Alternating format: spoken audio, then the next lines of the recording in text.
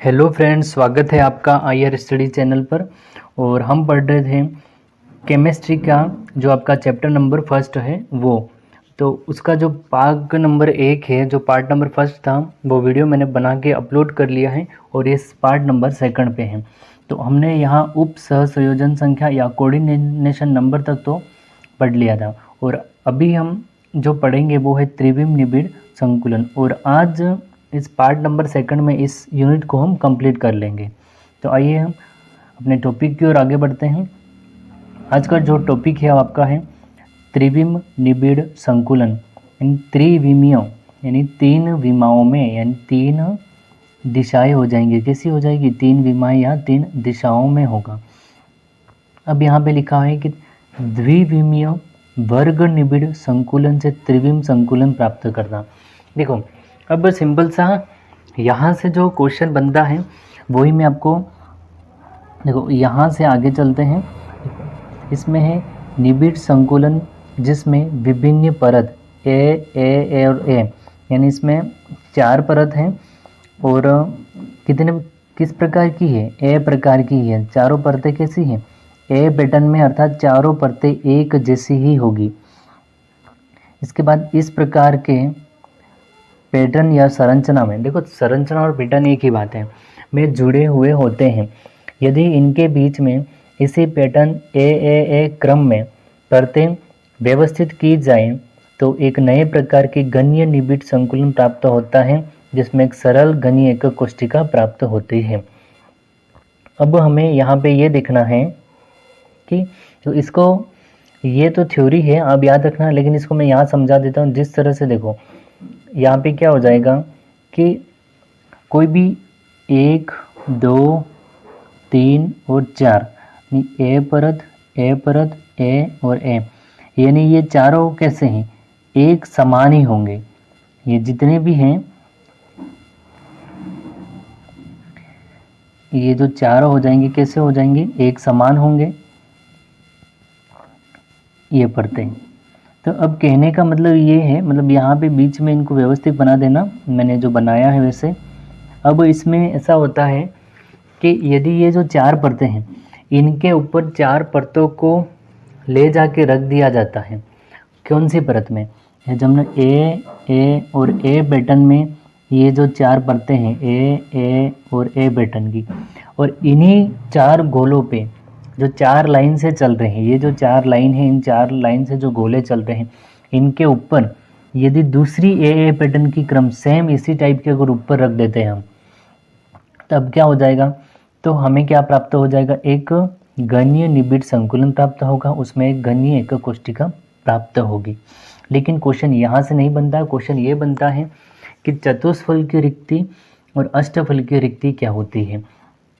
तो इसको देखो, यहाँ से एक तो ये लाइन, एक ये लाइन, एक ये लाइन और एक ये लाइन, ए पैटर्न ए पैटर्न ए पैटर्न और ए पैटर्न, कहने का मतलब ये एक जैसी है। ठीक है, अब इनके ऊपर 1, 2, 3 और 4, ठीक है, यहाँ से देख लो, ये 1 है, ये 2 है, ये 3 है, यानी उन्हीं परतों को हमने व्यवस्थित कर दिया। ऐसा तो नहीं ऊपर आके, मतलब ये 3D स्ट्रक्चर में उसके थोड़ा पीछे की साइड दिखेगा, तो इन परतों को व्यवस्थित कर दिया हमने। इसके बाद है आपका, अब ये इतना इम्पोर्टेंट नहीं है, अब इम्पोर्टेंट है यहाँ से, मोस्ट इम्पोर्टेंट है। कई बार क्वेश्चन आपका पूछा गया है कि अष्टफल की और चतुष्फल की रिक्तिका क्या होती है। तो देखो, द्विविमीय षटकोणीय संकुलन में ए बी ए, अब पैटर्न कैसा है? ए बी ए पैटर्न होता है या संरचना होती है। यदि इन परतों के ऊपर दूसरी परत को इस प्रकार रखा जाए कि प्रथम परत में निर्मित त्रिकोणीय रिक्ति को ढक ले, और इस प्रकार व्यवस्थित रूप में परतों को रखने पर चतुष्फल की रिक्ति एवं अष्टफल की रिक्ति प्राप्त होती है। अब इन रिक्तिका को समझना, देखो ये नोट्स आप नोट डाउन कर लेना, लेकिन मैंने यहाँ इसको समझा रखा है। ये रहा चतुष्फल की रिक्ति और अष्टफल की रिक्ति, इसको यहाँ समझते हैं। ठीक है, अब कहने का मतलब ये है कि आपकी ए पैटर्न, बी पैटर्न और ए पैटर्न, यानी ये जो गोले होंगे इस क्रम में व्यवस्थित होंगे। इसको अच्छे से देखना, ये बहुत ज़्यादा इम्पोर्टेंट क्वेश्चन है। इसके बाद ये यहाँ पे बी पैटर्न कैसी है? ये छोटे थोड़े हैं और ये इसके सीध में हो जाएंगे, ये बिल्कुल व्यवस्थित हो जाएंगे इस तरह से। ये बीच में है, ये इसके नीचे हो जाएंगे।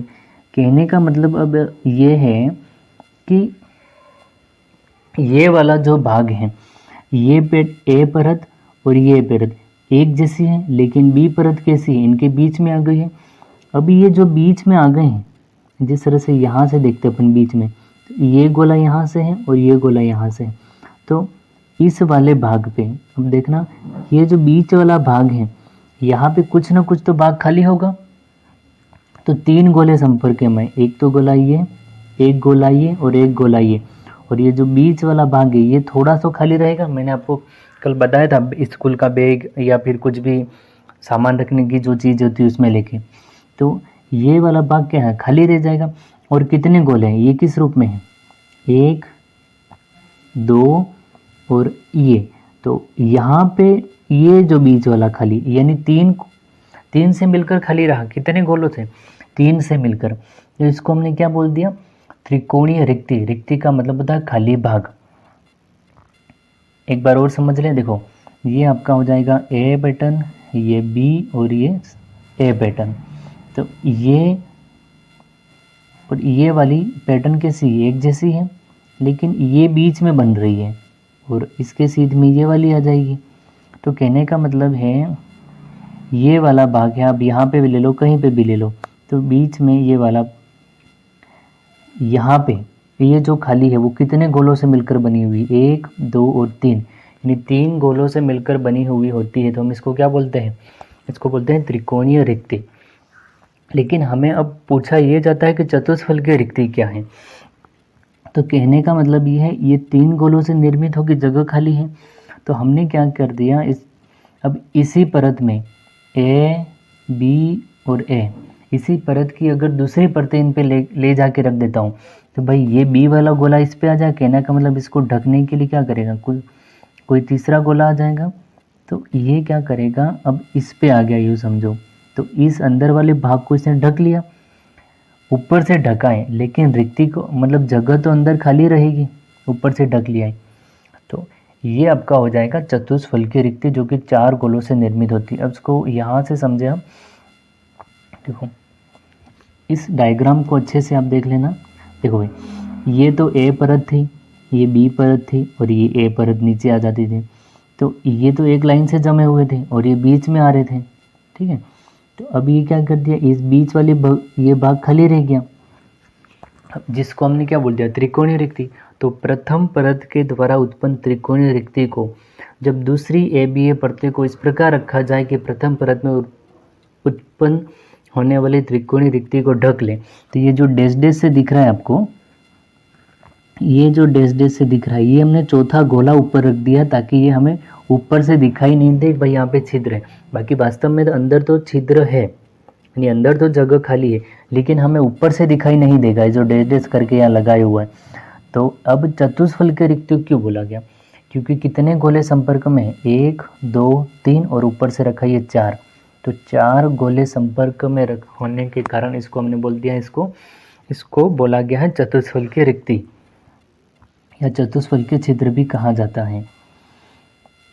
तो आप यहाँ से इसको देखो, यह छिद्र 4 गोलों से बना होता है, इसमें 3 गोले, ठीक है, ये 3 हैं, ये 3 गोले परस्पर स्पर्श करते हुए एकल तल में होते हैं और चतुर्थ गोला इनके द्वारा बने छिद्र पर ऊपर या नीचे रखा जाता है।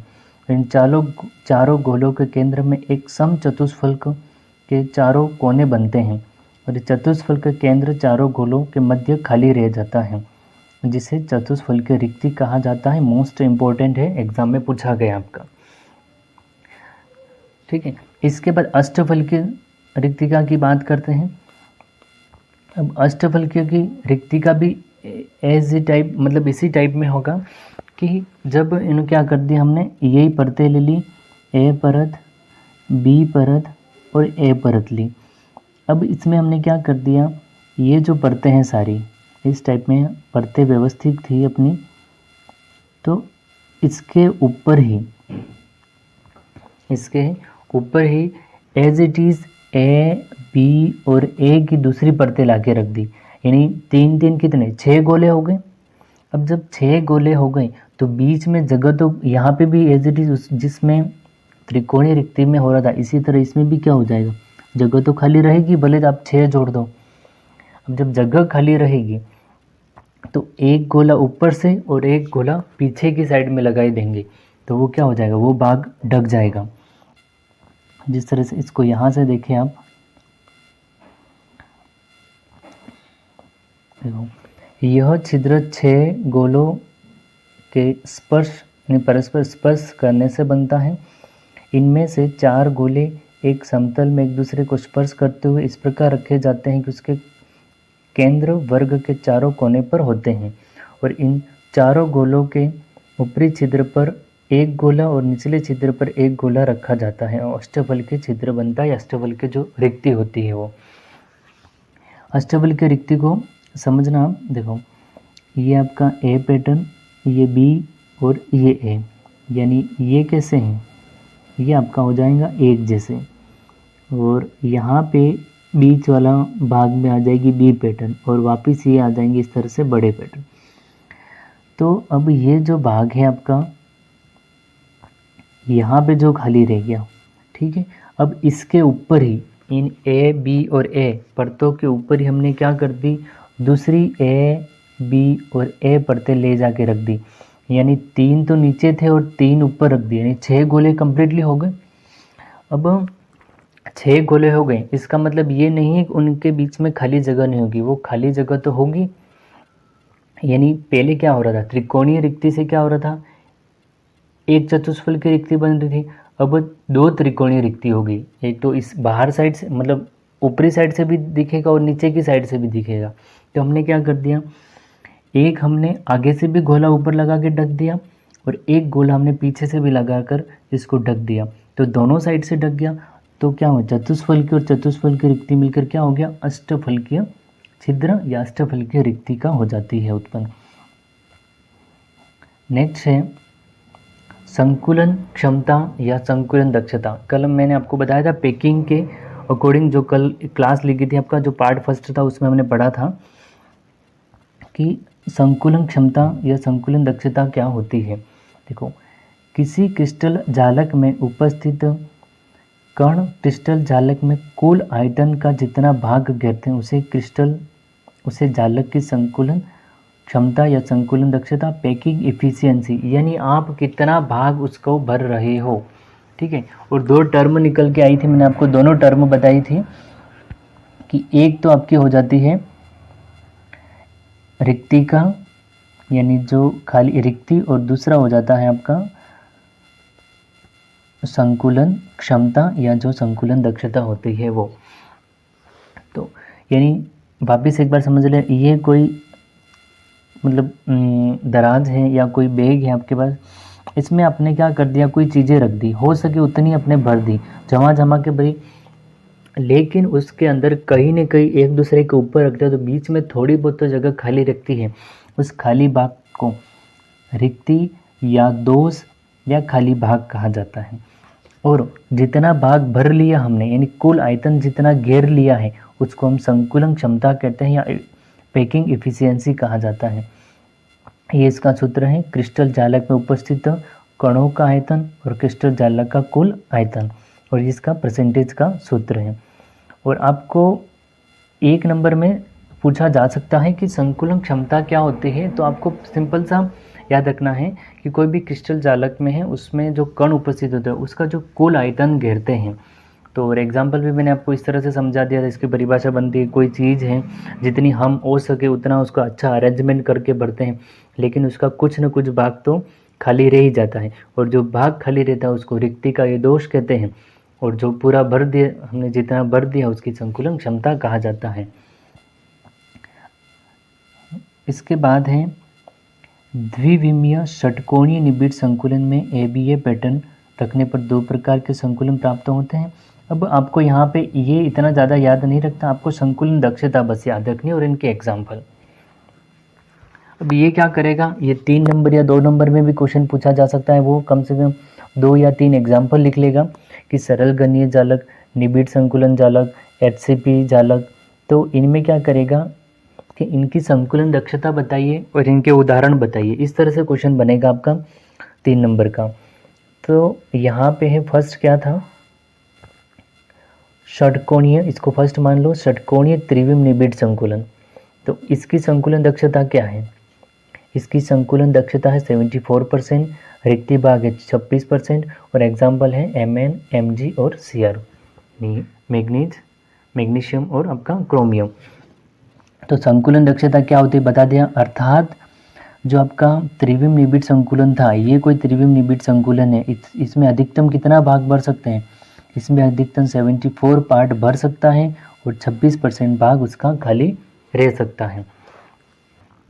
इसके बाद सरल गणीय जालक, संकुलन क्षमता या संकुलन दक्षता 52 पॉइंट कितनी है 4%, रिक्ति भाग कितनी है 47% और उप सहसंयोजन संख्या कितना है 6। अब ये बस इतना याद रखना आपको, संकुलन दक्षता 52.4% और रिक्ति भाग 47%, और इसमें कितने थी, और इसमें थी 74% और इसमें 26% भाग खाली था। अंतः केंद्रीय घनीय जालक, इसमें संकुलन क्षमता कितना है 68% और रिक्ति का भाग कितनी है 32% भाग खाली है और उप सहसंयोजन संख्या 8 है। यहाँ पे उप सहसंयोजन संख्या आपको याद रहे नहीं रहे इसमें कोई दिक्कत नहीं है, बस आपको संकुलन दक्षता मतलब कितना प्रतिशत है और कितना भाग खाली है ये आपका पूछा जाएगा आपसे। इसके बाद है फलक केंद्रित गणीय जालक, इसकी भी संकुलन क्षमता है आपका 74% और रिक्ति भाग है 26%। नेक्स्ट बढ़ते हैं। हाँ, अब यहाँ से आपका काफ़ी जो आप बोलते हैं 4 नंबर 3 नंबर के बड़े बड़े क्वेश्चन, अब बड़े क्वेश्चन यहाँ से बनेंगे कि फ्रेंकल और शॉर्टकी दोष में अंतर बताइए, सीधा 3 नंबर का क्वेश्चन बन जाएगा। और धातु अधिकता दोष, धातु निंदा को दोष क्या है, बैंड सिद्धांत क्या है, 4 नंबर के क्वेश्चन है, 3 नंबर के क्वेश्चन है, बड़े क्वेश्चन यहाँ से काफ़ी बनते हैं। देखो अब ठोसों में अपूर्णताएं बिंदु दोष, वही बात संकुलन दक्षता वाली समझनी है। इसको अंडरलाइन करने से मतलब समझाने से पहले मैं अपनी लैंग्वेज में समझा देता हूँ आपको। देखो कोई भी ठोस है, आप बर्फ़ का एक टुकड़ा ले लो, ठीक है, अब बर्फ़ है जो अब प्रॉपर उसमें जो हमने पढ़ा है 11th में भी आपने पढ़ा है कि जो ठोस होते हैं उनमें कण होते हैं बहुत पास पास होते हैं, लेकिन ऐसा तो नहीं है कि वो 100% कण सारे उपस्थित हैं, बहुत ज़्यादा पास में है, उसमें कुछ ना कुछ भाग तो खाली होता ही है। तो अगर ठोस में कोई ठोस वस्तु है या कोई ठोस भी सामग्री है जिसमें किसी भी कण से मिलकर बनी हुई है या किसी भी आयन से मिलकर बनी हुई है, वो आयन उसमें जितना अधिक जुड़ते रहते हैं तो वो तो उनका हो जाता है दक्षता। और अपूर्णता का मतलब क्या है, अपूर्णता यानी पूर्ण नहीं है, यानी उसमें कमी है, और कमी को हम बिंदु दोष भी कहते हैं ना, दोष किसी में दोष यानी किसी में कमी है या दोष है, और वो बिंदु क्यों बोला गया है, इसको हमने बिंदु दोष क्यों बोला गया है, क्योंकि ये किसी जो कण या आयन होते हैं ये एक बिंदु के रूप में उपस्थित होते हैं, इसलिए इसको बिंदु दोष कहा जाता है। अब संकुलन दक्षता रिक्ति वाली परिभाषा, इसमें भी वही परिभाषा है, उस परिभाषा को याद रखना। ठोसों में क्रिस्टल, ठोसों के क्रिस्टल में अधिकतम संकुलन दक्षता अभी हमने पढ़ा, अधिकतम कितनी 74% पाई जाती है और 26% भाग रिक्त होता है, ठीक है। इसके बाद है इस प्रकार रिक्त स्थान के कारण क्रिस्टलों में आयन या परमाणु अपना स्थान छोड़ देते हैं। ये आयन या परमाणु एक बिंदु के रूप में होते हैं, इसलिए इनको बिंदु दोष कहा जाता है। अर्थात अपूर्ण बिंदु दोष इसलिए कहा गया क्योंकि भाई 74% भाग भरा हुआ है, तो 26% भाग भरा हुआ नहीं है। अब भरा हुआ नहीं इसका मतलब ये यहाँ से चले गए हैं या फिर यहाँ पे थे ही नहीं, और किस रूप में चले गए, वो बिंदु के रूप में चले गए हैं, तो वो क्या हो जाएगा आपका बिंदु दोष हो जाएगा। इसके बाद है बिंदु दोष, ये मुक्त है, ठीक है, सॉरी मुख्य रूप से लिखा हुआ है, ये मुक्त नहीं है, इसको है मेनली, यानी मुख्य रूप से 2 प्रकार का होता है, स्टाइकियोमेट्रिक दोष और नॉन स्टाइकियोमेट्रिक दोष। अब हिंदी में नाम याद रखना, हिंदी में एग्जाम में क्या कर लेता है बच्चों को हिंदी नाम याद नहीं रहते, इंग्लिश वाले स्टाइकियोमेट्रिक और नॉन स्टाइकियोमेट्रिक नाम याद रह जाते हैं, लेकिन इसका हिंदी में नाम है रस समीकरण मिथ्य दोष और अरस समीकरण मिथ्य दोष। आपको ये तो समझ में आ गया होगा कि अपूर्णता का मतलब होता है पूर्ण नहीं है, क्योंकि 74 अधिकतम है और 26% भाग खाली रहता है, और जो खाली रहता बिंदु के रूप में होता है, इसलिए हम बिंदु दोष कह देते हैं। अब यहाँ देखो स्टाइक्योमेट्रिक दोष, जिसे हम हिंदी में क्या कहते हैं, रस समीकरण मितीय दोष कहा जाता है। अब इसके बाद है ऐसा दोष जिसमें धन आयन व ऋण आयन का अनुपात दोष उत्पन्न होने के बाद भी समान बना रहता है या समान होता है। यही इसकी सबसे इम्पोर्टेंट लाइन है और यहीं से फ्रेंकल और शोटकी दोष बनते हैं। यानी कोई भी एक ऐसा ठोस है, मतलब NaCl ले लो, अब KCl है, कोई ऐसे AgBr है, ऐसे कोई एग्जाम्पल है, ठीक है, AgI है जो कि सॉलिड रूप में है, अगर उनमें कोई दोष उत्पन्न हो जाता है, ठीक है, उनमें किसी बात की कोई कमी हो जाती है या उनमें आयनों की कमी है या परमाणुओं की कमी है, लेकिन उनका जो अनुपात है समान ही होगा। कहने का मतलब जितने धन आयन हैं उतने ऋण आयन भी होंगे और जितने ऋण आयन हैं उतने धन आयन भी होंगे, तो उनका अनुपात कैसा है, समान बना रहता है। और ये दो टाइप के होते हैं, ये एक होता है फ्रेंकल दोष और दूसरा होता है आपका शोटकी दोष। ये दो प्रकार के होते हैं। यहाँ से हाँ, अब है शोटकी दोष। शोटकी दोष में परिभाषा पढ़ने से पहले आप इस डायग्राम को अच्छे से देख ले। बस इस डायग्राम को जिसने भी याद कर लिया, इस डायग्राम को मतलब देख लिया और इसके एग्जाम्पल देख लिए, तो यहीं से इसकी डेफिनेशन निकल जाती है और यहीं से इसका मतलब पूरा आंसर बन जाता है। कहने का मतलब मान लो कोई ये क्रिस्टल है आपका NaCl का, ठीक है, और NaCl को तोड़ते हैं तो आप सबको पता है क्या, दो भाग बनते हैं, एक भाग बनता है Na+ का और दूसरा भाग बनता है Cl- का। यानी कोई भी KCl का क्रिस्टल मान लो, CaCl का क्रिस्टल मान लो, साधारण उदाहरण, सिंपल सा उदाहरण लेते हैं, NaCl का क्रिस्टल है, किसका है, NaCl का क्रिस्टल है। अब इसको तोड़ते हैं तो Na+ और Cl- दो भागों में टूटता है। जब ये दो भागों में टूट रहा है तो कहने का मतलब प्लस माइनस प्लस माइनस, इसी तरह यहाँ से माइनस प्लस माइनस प्लस, तो नहीं, एक प्लस आएगा और एक माइनस आएगा, एक प्लस आएगा और एक माइनस आएगा। इस रूप में हमने क्रिस्टल को क्या कर दिया, अरेंजमेंट कर दिया, व्यवस्थित कर दिया। अब ये एक ऐसा दोष है जिसमें क्या हो जाता है कि यदि कोई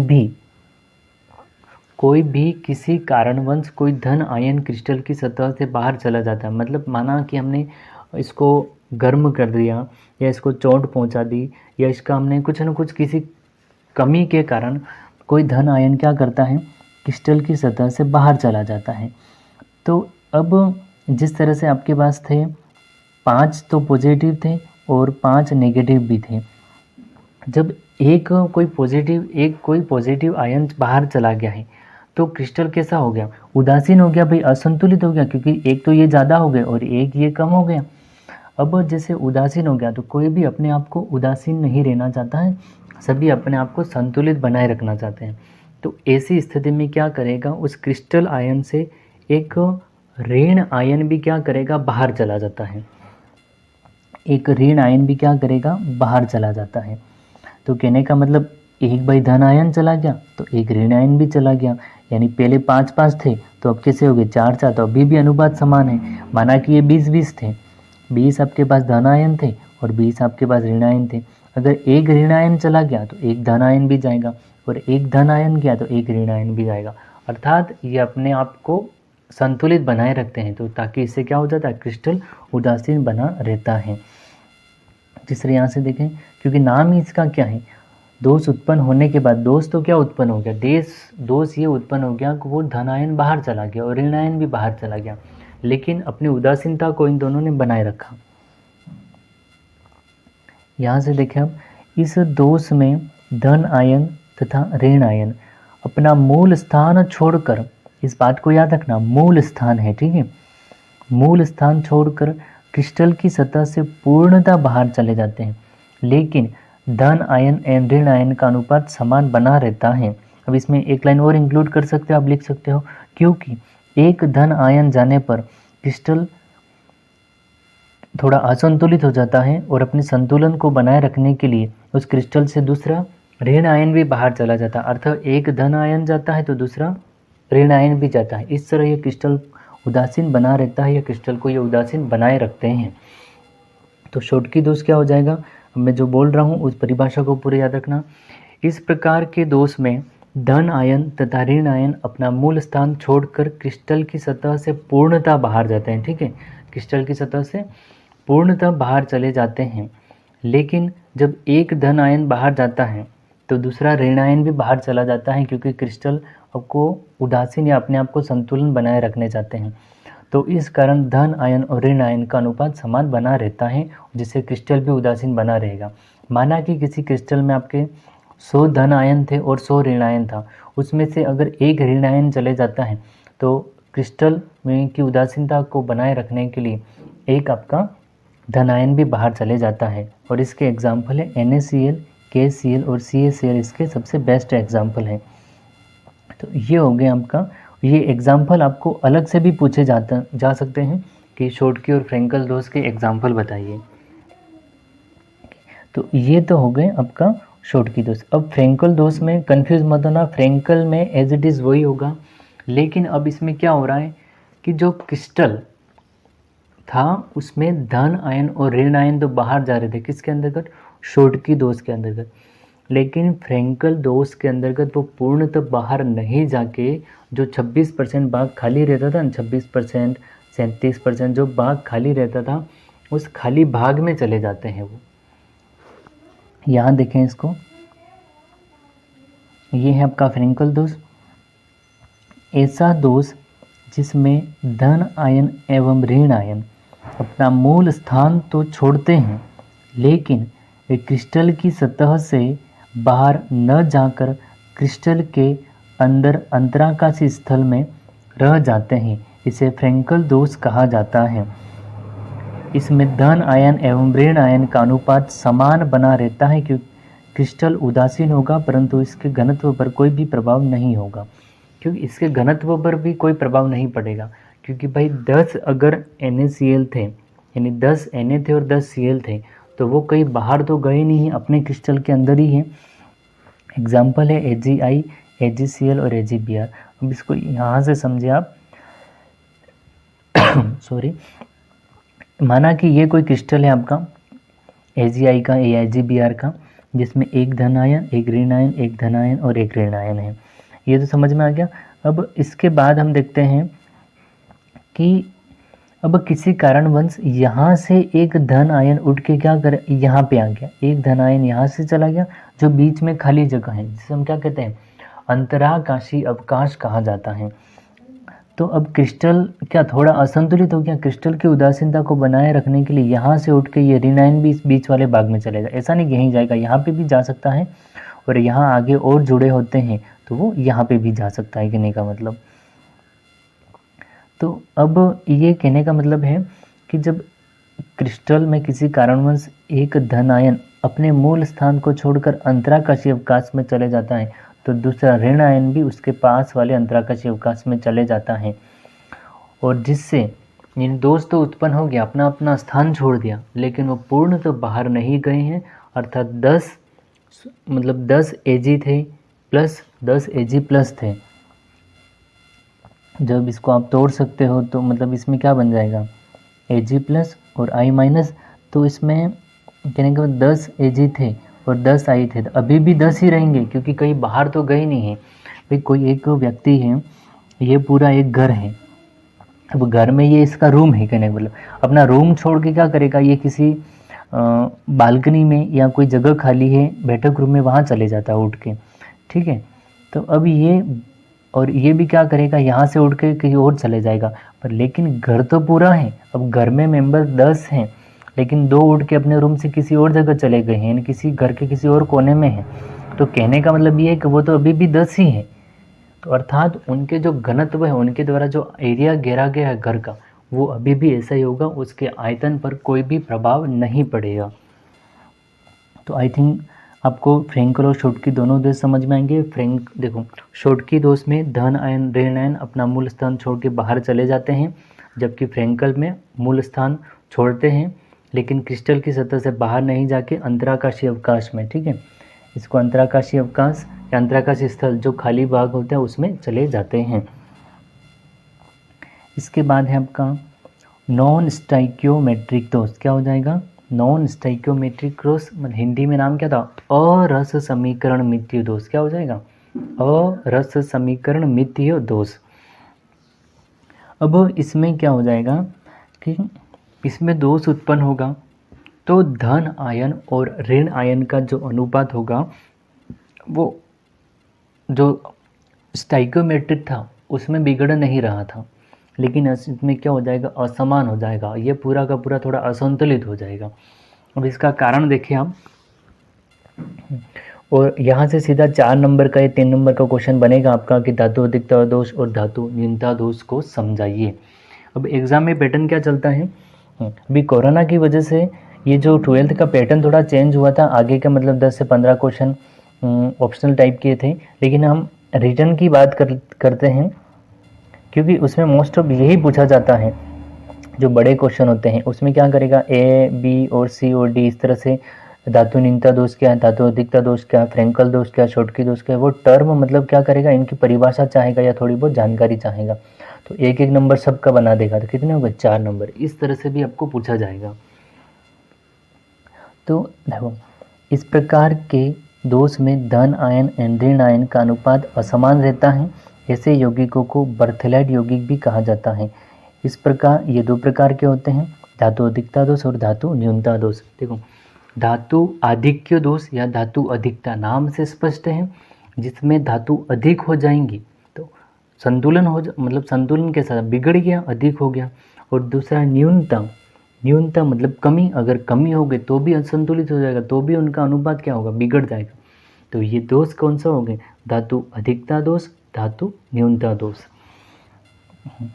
अब इसकी पूरी एक बार जो भी मतलब लिखा गया इसको पूरा एक बार पढ़ लें, इसके बाद मैं इसको समझा दूंगा। धातु आधिक्य दोष और धातु अधिकता दोष। जब NaCl के क्रिस्टल को Na यानी सोडियम परमाणु की वाष्प में गर्म किया जाता है तो NaCl क्रिस्टल में से Cl माइनस ऋणायन मतलब Cl ऋणायन है की सतह से बाहर चले जाते हैं तथा सोडियम वाष्प के Na परमाणु एक इलेक्ट्रॉन त्याग कर Na प्लस निर्मित करता है। यह Na प्लस और Cl माइनस से क्रिया करके NaCl बना लेते हैं। इसको मैं समझा दूंगा, एक बार आप इसी को देख लें। और Na परमाणु द्वारा त्यागा गया इलेक्ट्रॉन क्रिस्टल के अंदर ऋणायन द्वारा निर्मित की गई रिक्तिका में चले जाता है। इस प्रकार निर्मित केंद्र को F केंद्र कहा जाता है। क्या कहा जाता है, F केंद्र। और एग्जाम में ये पूछा जा चुका है कि F केंद्र का अर्थ बताइए, या F केंद्र किसे कहते हैं। F केंद्र एक जर्मन शब्द फेरब से लिया गया है, जिसका अर्थ क्या होता है, रंग होता है। जब इस क्रिस्टल पर प्रकाश डाला जाता है तो ये इलेक्ट्रॉन ऊर्जा का अवशोषण करके क्रिस्टल में रंग या परिणामी रंग पीला प्रदान करते हैं। इस प्रकार इस पूरे क्रिस्टल में Na धन आयन की संख्या अधिक होती है, इसलिए इसे धातु अधिकता दोष कहा जाता है। देखो अब इसमें आपको क्या है कि भाई ये आपका है, यहाँ से समझे, ये आपका है कोई NaCl का क्रिस्टल। किसका है, NaCl का क्रिस्टल है। अब मैंने आपको पहले बताया था कोई भी क्रिस्टल है, क्योंकि घर भी की कोई वस्तु है जिसको हम या तो बहुत ज़्यादा धूप में रख देते हैं, ठीक है, या गर्म कर देते हैं, या उस पर कोई चोट करते हैं, इसको कोई मारते हैं, कुछ वस्तु उस पर आघात करते हैं, तो उस पर कुछ ना कुछ असंतुलन होगा। तो हमने क्या किया, जब NaCl का क्रिस्टल था, यानी Na यहाँ पे एक था और ऊपर से हमने क्या किया, दूसरा Na लेके दूसरे सोडियम वाष्प की उपस्थिति में इसको गर्म करने की सोची। अब इस Na सोडियम की वाष्प को हमने क्या कर दिया, गर्म करना स्टार्ट कर दिया। ये क्या कर दिया हमने, इसको यहाँ से गर्म करना स्टार्ट कर दिया भाप की उपस्थिति में। तो अब ये जो NaCl का जो ऊपर वाला क्रिस्टल है, ये अब धीरे धीरे क्या हो जाएगा, गर्म होगा। और गर्म होने के बाद में ये जो यहाँ से मान लो ये आपका Cl, यानी ये माइनस का मतलब क्या है, ये माइनस का मतलब Cl माइनस, ये क्या करेगा कि यहाँ से बाहर निकल जाएगा। क्या कर लेगा, यहाँ से बाहर निकल जाएगा Cl माइनस के रूप में, अपना एक इलेक्ट्रॉन लेके बाहर निकल जाएगा। और अपना एक इलेक्ट्रॉन लेके जैसे ही बाहर निकलेगा, अपना एक इलेक्ट्रॉन लेके ये जैसे ही बाहर निकलेगा, तब जब सोडियम क्या सोचेगा, Cl गया तो मैं भी यहाँ से बाहर चला। अब ये क्या करेगा, अपना एक इलेक्ट्रॉन त्याग देता है। क्या करता है, एक इलेक्ट्रॉन त्याग देता है, अपने Na+ के रूप में बाहर निकल जाता है। क्या करता है? Na+ के रूप में बाहर निकल जाता है और अपना एक इलेक्ट्रॉन त्याग के ये कहाँ देता है? ये एक इलेक्ट्रॉन यहाँ पे दे देता है, जो Cl- मतलब एक इलेक्ट्रॉन लेके चला गया था इस जगह पे। तो इसको यहाँ से देखो, इसमें क्या लिखा है कि जब सोडियम क्रिस्टल को, ये समझ में आ गया? मतलब जो ये क्रिस्टल था आपका NaCl को, उसको गर्म कर दिया तो NaCl क्रिस्टल में से Cl- ऋण आयन की सतह से बाहर चला गया और सोडियम वास्तव में Na परमाणु एक इलेक्ट्रॉन त्याग कर Na+ निर्मित करता है और यह Na और Cl से क्रिया करके NaCl बना लेता है। तो यहाँ से देखो, अब कहने का मतलब यहाँ से आपका एक Cl तो चला गया था, एक Cl चला गया, तो ये जो वाष्प है क्या करेगा? इसका कोई एक परमाणु क्या करेगा? Na+ एक इलेक्ट्रॉन त्याग देगा और एक इलेक्ट्रॉन कहाँ पे आ जाएगा? यहाँ पे आ गया। अब ये जो परमाणु जा रहा है, मतलब ये जो परमाणु है ये कौन सा है? वाष्प का परमाणु, ना कि इसके अंदर वाला, यानी जो वाष्प का Na था वो अपना एक इलेक्ट्रॉन त्याग करके इस इलेक्ट्रॉन को यहाँ दे दिया और Na+ निर्मित कर दिया। अब ये Na+ और Cl- क्या कर लेंगे? ये बना लेंगे आपका NaCl। क्या बना लेंगे? ये बना लेंगे NaCl और ये उदासीन हो जाएंगे बाहर जाके तो उदासीन हो गए। कहने का मतलब एक इलेक्ट्रॉन किसके द्वारा दिया गया था ये हमें देखना है। तो वो एक इलेक्ट्रॉन दिया गया था आपकी सोडियम की वाष्प परमाणु के द्वारा। किसके द्वारा दिया गया था? सोडियम के वाष्प परमाणु के द्वारा दिया गया था, ना कि इस Na के द्वारा। तो यहाँ पे तो क्या हो गया? यानी एक Na परमाणु अभी भी ज़्यादा है। अब जब ये अभी भी ज़्यादा है तो कहने का मतलब इसमें कुछ ना कुछ कमी हो गई। तो ये जो दोष उत्पन्न हुआ वो किसके कारण हुआ? धातु अधिकता के कारण। इसके बाद नेक्स्ट लाइन पढ़े यहाँ से, देखो ये तो समझ में आ गया, यानी सोडियम Cl क्रिस्टल की सतह से चला गया और जो वाष्प थी उसका Na+ दोनों मिलकर NaCl बना लिया, ये यहाँ से उदासीन हो गया। इसके बाद Na परमाणु द्वारा त्यागा गया इलेक्ट्रॉन क्रिस्टल के अंदर ऋण आयन द्वारा निर्मित की गई रिक्ति के, मैंने बताया था कि जो Cl था वो Cl- के रूप में निकला था, वो अपनी एक इलेक्ट्रॉन को लेके निकला था, अर्थात उसके द्वारा क्या किया गया था? एक इलेक्ट्रॉन की रिक्ति कर दी थी और वहाँ चला जाता है और उसमें एक केंद्र निर्मित होता है जिसको हम क्या केंद्र है? F केंद्र। अर्थात आपका ये वाला भाग है, ये वाला भाग जहाँ पे मैंने बताया था कि यहाँ से एक इलेक्ट्रॉन निकल गया है, तो उसको हमने क्या बोल दिया? इसको बोल दिया हम F केंद्र। क्या बोल दिया? F केंद्र, जहाँ Cl चला गया था, जिसका अर्थ क्या है? फेरब, और अर्थ है इसका मतलब शब्द है फेरब से लिया गया और इसका अर्थ होता है रंग। अब क्या होता है? अब इस प्रकार ये क्रिस्टल बन गया। अब क्रिस्टल बनने के बाद में क्या हो जाता है? जब इस क्रिस्टल पर प्रकाश डाला जाता है तो इलेक्ट्रॉन ऊर्जा का अवशोषण करके क्रिस्टल में परिणामी रंग देता है। अब कहने का मतलब है आपका कि यहाँ से Cl- निकल गया था और यहाँ से नीचे से कौन चला गया? Na चला गया, ये NaCl तो बन गया, लेकिन अब इसमें क्या हो गया? एक धन आयन अर्थात एक सोडियम की अधिकता हो गई है। सोडियम वाष्प जा ही रही है, इस सोडियम की अधिकता होगी, अर्थात उसके पास क्या है? उन सोडियम के पास में अभी इलेक्ट्रॉन अधिक हैं। कैसे? अब इलेक्ट्रॉन अधिक हैं तो अब क्रिस्टल को, कोई भी क्रिस्टल को परिणामी रंग कैसे मिलता है मैं यहाँ पे बता देता हूँ 2 लाइनों में आपको। देखो ये है आपकी निम्न ऊर्जा स्तर, क्या है? निम्न ऊर्जा स्तर, और ये आपका उच्च ऊर्जा स्तर, ये ग्राउंड स्टेट है और ये आपकी हायर स्टेट है, मतलब निम्न ऊर्जा स्तर और ये उच्च ऊर्जा स्तर, ये वाला उच्च ऊर्जा स्तर और ये निम्न ऊर्जा स्तर। माना कि अब यहाँ पे कोई इलेक्ट्रॉन उपस्थित है जो कि लोअर एनर्जी का है। अब इसमें क्या किया हमने? इस पे हमने कोई प्रकाश गिराया तो अब ये इलेक्ट्रॉन क्या करेगा? ऊर्जा का अवशोषण कर लेगा। क्या करेगा? ये एक निश्चित तरंगदैर्ध्य की ऊर्जा का अवशोषण करके क्या करेगा? उच्च ऊर्जा स्तर में चले जाएगा। कहाँ चले जाएगा? उच्च ऊर्जा स्तर में। और जब भी कोई इलेक्ट्रॉन निम्न ऊर्जा स्तर से उच्च ऊर्जा स्तर में ऊर्जा का अवशोषण करके चला जाता है और उच्च ऊर्जा स्तर में जाने के बाद में वो क्या हो जाता है, वो अत्यधिक हायर एनर्जी का हो जाता है, बहुत ज़्यादा एनर्जी का हो जाता है। और केमिस्ट्री का ये रूल है कि कोई भी इलेक्ट्रॉन या कोई भी वस्तु है या कुछ भी पदार्थ है या कोई भी अणु परमाणु लेगो जो बहुत ज़्यादा एनर्जी का हो जाता है वो अस्थायी हो जाता है, अनस्टेबल होता है। कैसा होता है? अनस्टेबल। और कोई भी अपने आप को अनस्टेबल फील नहीं करना चाहता, मतलब अनस्टेबल नहीं रहना चाहता, सभी अपने आप में संतुलित रहना चाहते हैं। तो ऐसे समय में ये क्या करेगा कि मैंने यहाँ पे जो आपको बताया था, यहाँ से जो इलेक्ट्रॉन था वो कहाँ चला गया था, यहाँ पे उच्च ऊर्जा स्तर में चला गया था। अब ये इलेक्ट्रॉन क्या करेगा, ऐसी स्थिति में जब ज़्यादा ऊर्जा हो जाएगी तो उस ग्रहण की गई या अवशोषण की गई यहाँ से जो एनर्जी आई थी और इस इलेक्ट्रॉन ने जो ग्रहण की थी उस अतिरिक्त ऊर्जा को क्या करेगा, ये अवशोषण ये उत्सर्जित करता हुआ वापस अपनी निम्न ऊर्जा स्तर में आ जाएगा। और जब उत्सर्जित करते हुए नीचे आएगा तो यही हमें क्या देखा, ये हमें परिणामी रंग देगा या परिणामी हमें रंग दिखाई देता है। तो एक बार मैं जो बोल रहा हूँ उसको ध्यान से सुनिए। जब कोई इलेक्ट्रॉन निम्न ऊर्जा स्तर में उपस्थित होता है, जब कोई इलेक्ट्रॉन निम्न ऊर्जा स्तर में उपस्थित होता है और उस इलेक्ट्रॉन पर यदि कोई प्रकाश डाला जाता है या प्रकाश दिया जाता है तो वो इलेक्ट्रॉन निम्न ऊर्जा स्तर से उच्च ऊर्जा स्तर में चले जाता है और अधिक ऊर्जा का ग्रहण कर ले या अवशोषण करने के कारण वो अस्थायी हो जाता है और अपने आप को स्थायी बनाए रखने के लिए वो उस अतिरिक्त ऊर्जा का उत्सर्जन करते हुए वापस नीचे आ जाता है ग्राउंड स्टेट में या निम्न ऊर्जा स्तर में या ग्राउंड स्टेट में आ जाता है।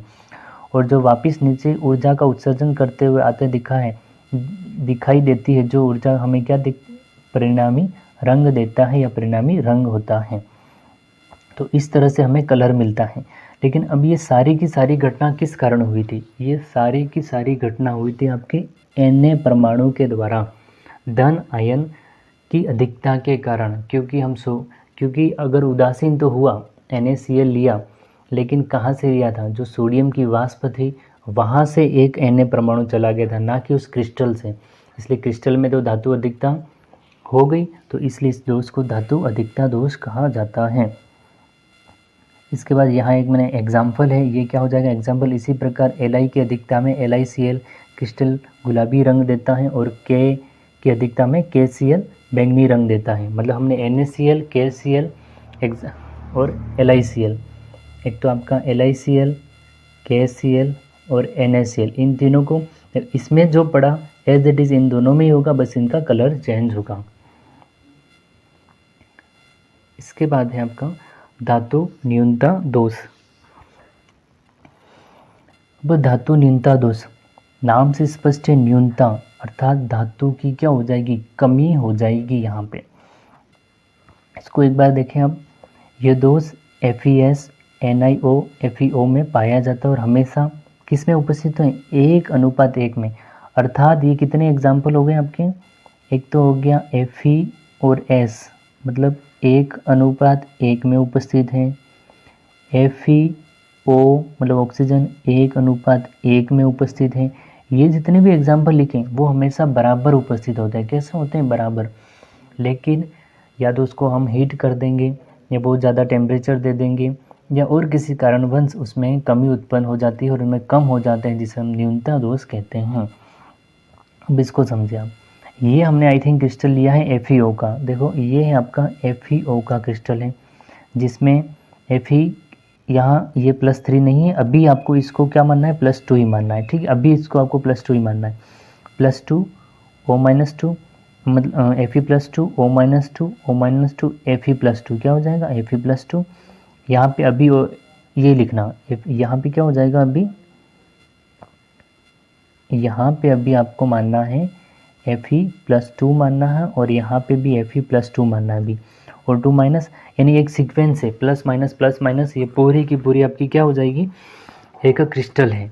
अब यहाँ देखें, इसमें जो मैंने लिखा है उसको देखें, आपको बहुत इजी लैंग्वेज में लिखा है, तुरंत समझ में आ जाएगा। धातु न्यूनता दोष में, किसमें, धातु न्यूनता दोष में FeO के क्रिस्टल में किसी कारणवश एक धन आयन, कौन सा, Fe+2, याद रखना, Fe+2 लुप्त हो जाता है। और इस क्रिस्टल की उदासीनता को बनाए रखने के लिए एक Fe+2 क्रिस्टल में अपनी संयोजकता में परिवर्तन करके Fe+3 में बदल जाता है और इस प्रकार यह क्रिस्टल की उदासीनता को बनाए रखते हैं। लेकिन इस क्रिस्टल में FeO का अनुपात समान नहीं रहता है। यह FeO का अनुपात 1:1 न रहकर FeO का अनुपात कितना हो जाता है? 0.95:1 हो जाता है। अब ऐसा इसलिए होता है, देखो कहने का मतलब है भाई ये पूरा का क्रिस्टल कितना था, मतलब यहाँ पे आपका प्लस, यहाँ पे minus, plus minus, minus plus है, माइनस है, प्लस है, और यहाँ पे प्लस है, यहाँ पे माइनस है, यहाँ पे प्लस हो जाएगा और यहाँ पे माइनस हो जाएगा। ये पूरा आपका क्रिस्टल हो गया। अब ये वाला जो भाग है, यहाँ से Fe+2 किसी कारणवश बाहर चला गया, निकल गया, यानी अब एक प्लस क्या हो गया? कम हो गया। यानी कितने प्लस थे? 1 2 3 4 5 6, तो मतलब 6 7 क्या थे? धन आयन। तो 6 या 7 क्या थे? ऋण आयन भी थे, दोनों बराबर थे। लेकिन किसी कारणवश या तो इसको चोट मार दी है या इसको बहुत ज़्यादा हीट कर दिया है, तो यहाँ से Fe+2 यानी धन आयन क्या चला गया? उठ के बाहर चला गया या निकल गया। अब ये Fe है, ये क्या सोचेंगे कि भाई अपना क्रिस्टल में किसकी कमी होगी? अपने ही परिवार की कमी होगी। अर्थात किसकी कमी होगी? हमें प्लस की ही कमी होगी। ऑक्सीजन की तो कमी हुई नहीं, माइनस की कमी हुई नहीं है।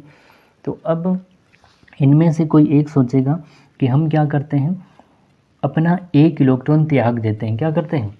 अपना एक इलेक्ट्रॉन त्याग करके एक धन आयन बना लेते हैं, ताकि क्रिस्टल थोड़ा बहुत तो उदासीन रहेगा। क्या हो जाएगा? क्रिस्टल थोड़ा बहुत तो उदासीन रहेगा। तो अब इसमें कोई भी, चाहे ये ले लो आप, ये ले लो या ये ले लो, अब इसमें क्या होता है कि कोई भी एक धन आयन, माना कि ये वाला, ये सोचेगा भाई हमारे पड़ोसी ने क्या किया, यहाँ से बाहर निकल गया है।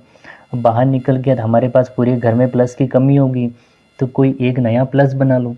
अब ये क्या करेगा? अपना एक इलेक्ट्रॉन को क्या करेगा, अपना एक इलेक्ट्रॉन त्याग देगा और +2 से +3, +2 का मतलब 2 इलेक्ट्रॉन की कमी और +3 का मतलब 3 इलेक्ट्रॉन की कमी। तो ये क्या करेगा? एक धन आयन और निर्मित कर देगा। तो कुल तो धन आयन तो थोड़े समान हो गए, लेकिन क्या जो एक Fe गया, वो एक Fe की कमी को ये Fe पूरा कर सकता है? एक इंसान की कमी को जिस तरह दूसरा इंसान पूरी नहीं कर सकता, इसी तरह यहाँ से एक Fe चला गया है, उस Fe की इस पूरी कमी को तो दूर नहीं कर सकते हैं, लेकिन इसके धन आयन को इसने थोड़ा बहुत बनाए रखा, एक धन आयन को निर्मित करके। तो इस प्रकार इनमें जो ये किस अनुपात में थे? 1:1 में थे।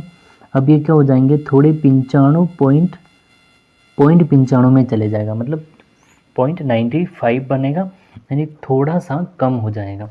तो ये कमी किसके कारण हुई? यहाँ से जो Fe आपका बाहर निकल के चला गया था, और इसी कारण यहाँ जो कमी हुई थी, ये न्यूनता के कारण, किसकी? एक Fe परमाणु की न्यूनता के कारण हुई थी। इसलिए इस दोष को धातु न्यूनता दोष कहा गया है। देखो इसमें यही लिखा गया है कि एक Fe+2 लुप्त हो जाता है, तो क्रिस्टल की उदासीनता को बनाए रखें। एक Fe+2 क्या करेगा? एक इलेक्ट्रॉन O त्याग के Fe+3 बना लेता है, अर्थात मतलब Fe+2 से Fe+3 में तो एक धन आयन तो बन गया, जिससे Fe+2 और क्रिस्टल उदासीन हो गया। लेकिन इसमें एक Fe की कमी को तो दूसरा Fe पूरा कर ही नहीं सकता है, तो इसका अनुपात थोड़ा कम हो गया, और ये दोष है धातु न्यूनता दोष। नेक्स्ट टॉपिक की ओर देखते हैं, ठोसों में चुंबकीय गुण। ठोसों में चुंबकीय गुण। हाँ, अब आपका ये जो वाला पार्ट है कि चालक, अचालक, अर्धचालक, कुचालक, ये आपका फिजिकल केमिस्ट्री, मतलब ये जो फिजिकल केमिस्ट्री चल रही है वहाँ पे फिजिक्स में भी है, और केमिस्ट्री की 2-3 यूनिट और भी आएगी, जिसमें मतलब अनुचुंबकी क्या है, चालक क्या, अचालक क्या है, हम पढ़ेंगे। तो यहाँ पे आपको इलेक्ट्रॉन के बेस पे सिंपली समझ लेना है, हम सॉल्यूशन के बेस पे नहीं पढ़ेंगे, ठीक है? क्योंकि सॉल्यूशन के बेस पे जो हमें विलयन के बेस पे जो पढ़ना है, हम वो चैप्टर नंबर 2 के अंतर्गत पढ़ेंगे। यहाँ पे अभी हम जो पढ़ रहे हैं वो केवल और केवल हम किसके आधार पे पढ़ रहे हैं? यहाँ पे जो भी हम पढ़ रहे हैं वो आपके सॉलिड के आधार पे पढ़ रहे हैं, जिसमें मुक्त इलेक्ट्रॉन होते हैं या नहीं होते हैं उसके आधार पे। तो अब क्वेश्चन कैसे बनेगा ये भी बताता है। क्वेश्चन आपका यहाँ से आधे नंबर में या 1 नंबर में बनेगा, वो भी किससे लेकर, अर्धचालक या सेमीकंडक्टर से लेकर बनता है। चालक और अचालक की परिभाषा आज के टाइम में 7th 8th 9th 10th के बच्चे भी जानते हैं। 12th वालों से इससे कोई भी क्वेश्चन आपसे नहीं पूछा जाएगा। आपसे सेमीकंडक्टर पूछा जाएगा कि अर्धचालक क्या है, ठीक है। और बच्चे मोस्ट ऑफ उसमें क्या लिख देते हैं कि चालक और कुचालक के बीच का होता है अर्धचालक। वास्तव में ऐसा नहीं है, इसके प्रॉपर वे में पूरी डेफिनेशन हम यहाँ पढ़ेंगे। देखो, चालक या सुचालक यानी कंडक्टेंस, ठीक है, ऐसे पदार्थ जिनमें विद्युत धारा का प्रवाह मुक्त इलेक्ट्रॉन के द्वारा होता है। मुक्त मतलब फ्री इलेक्ट्रॉन होते हैं, सुचालक कहलाते हैं। और चालक पदार्थों में ताप बढ़ाने पर चालकता में कमी हो जाती है। ये पॉइंट बहुत इंपॉर्टेंट है, इसको याद रखना सामान्य ज्ञान के लिए कि ताप बढ़ाने पर चालकता में कमी होती है। कहने का मतलब है कि आपका देखो कॉपर, देखो एक तो कॉपर के तार देखे होंगे घर में आपने, एल्यूमिनियम के तार देखे होंगे, और एक एजी है। आपको यहाँ बता दूँ, कंपटीशन के एग्ज़ाम में कई बार पूछा जाता है कि चालकता सबसे अधिक किसकी होती है। तो आपकी जो चांदी होती है, ये जो सिल्वर होता है, उस चांदी की चालकता सबसे अच्छी होती है, इस एजी की चालकता सबसे अच्छी होती है। लेकिन 2 कारण की वजह से उसका उपयोग नहीं किया जाता है। दूसरी बात तो ये महंगी होती है, इसका हम उपयोग नहीं कर सकते, इतने तार नहीं डाल सकते हैं चांदी के तार, ठीक। और दूसरी बात, अगर लगा भी ले तो चोर इसको रहने दे देंगे, चोरी हो जाएगी, सारे तार ही गायब हो जाएंगे, ठीक है। पूरा बिजली विभाग ही उखाड़ लेंगे लोग। तो इन दोनों कारण से, इन 2 रीज़न से चांदी का हम उपयोग नहीं कर रहे, हम कॉपर और एल्यूमिनियम का तारों के रूप में उपयोग कर रहे हैं। अर्थात एक और क्वेश्चन इस टाइप में बनता है कि न्यूनतम प्रतिरोधकता यानी सबसे कम प्रतिरोधकता किसकी पाई जाती है। तो सबसे कम जो प्रतिरोधकता है वो आपकी पाई जाती है, चांदी की पाई जाती है। और चालकता सबसे अच्छी भी चांदी की होती है। अब याद रखना, एक तो प्रथम संक्रमण श्रेणी, द्वितीय संक्रमण श्रेणी और तृतीय संक्रमण श्रेणी। अपने 11th में आवर्त सारणी बनाना सीख लिया होगा। अगर नहीं सीखा होगा तो मैं आपको जो 11th के जो वीडियो अपलोड करूंगा उसमें आवर्त सारणी बनाने की पूरी ट्रिक के साथ आवर्त सारणी बनाऊंगा, उसमें देख लेना। एक तो प्रथम संक्रमण श्रेणी, द्वितीय संक्रमण श्रेणी और तृतीय संक्रमण श्रेणी। इन संक्रमण श्रेणी को आप याद रखना, बस इन संक्रमण श्रेणी को याद रखना। ये जो संक्रमण श्रेणियाँ हैं तीनों, ठीक है। अब इन तीनों संक्रमण श्रेणी में ही सबसे ज़्यादा ऐसे तत्व पाए जाते हैं या ऐसे परमाणु होते हैं जिनमें मुक्त इलेक्ट्रॉन होते हैं, वो विद्युत धारा का प्रवाह करते हैं। तो आप खुद ही देख लो, AgCu एल्यूमिनियम किसके अंतर्गत आ रहे हैं, ये आपके धातु मोस्ट ऑफ किस में आ रही है, ये ट्रांजिशन एलिमेंट के अंतर्गत ही आती है।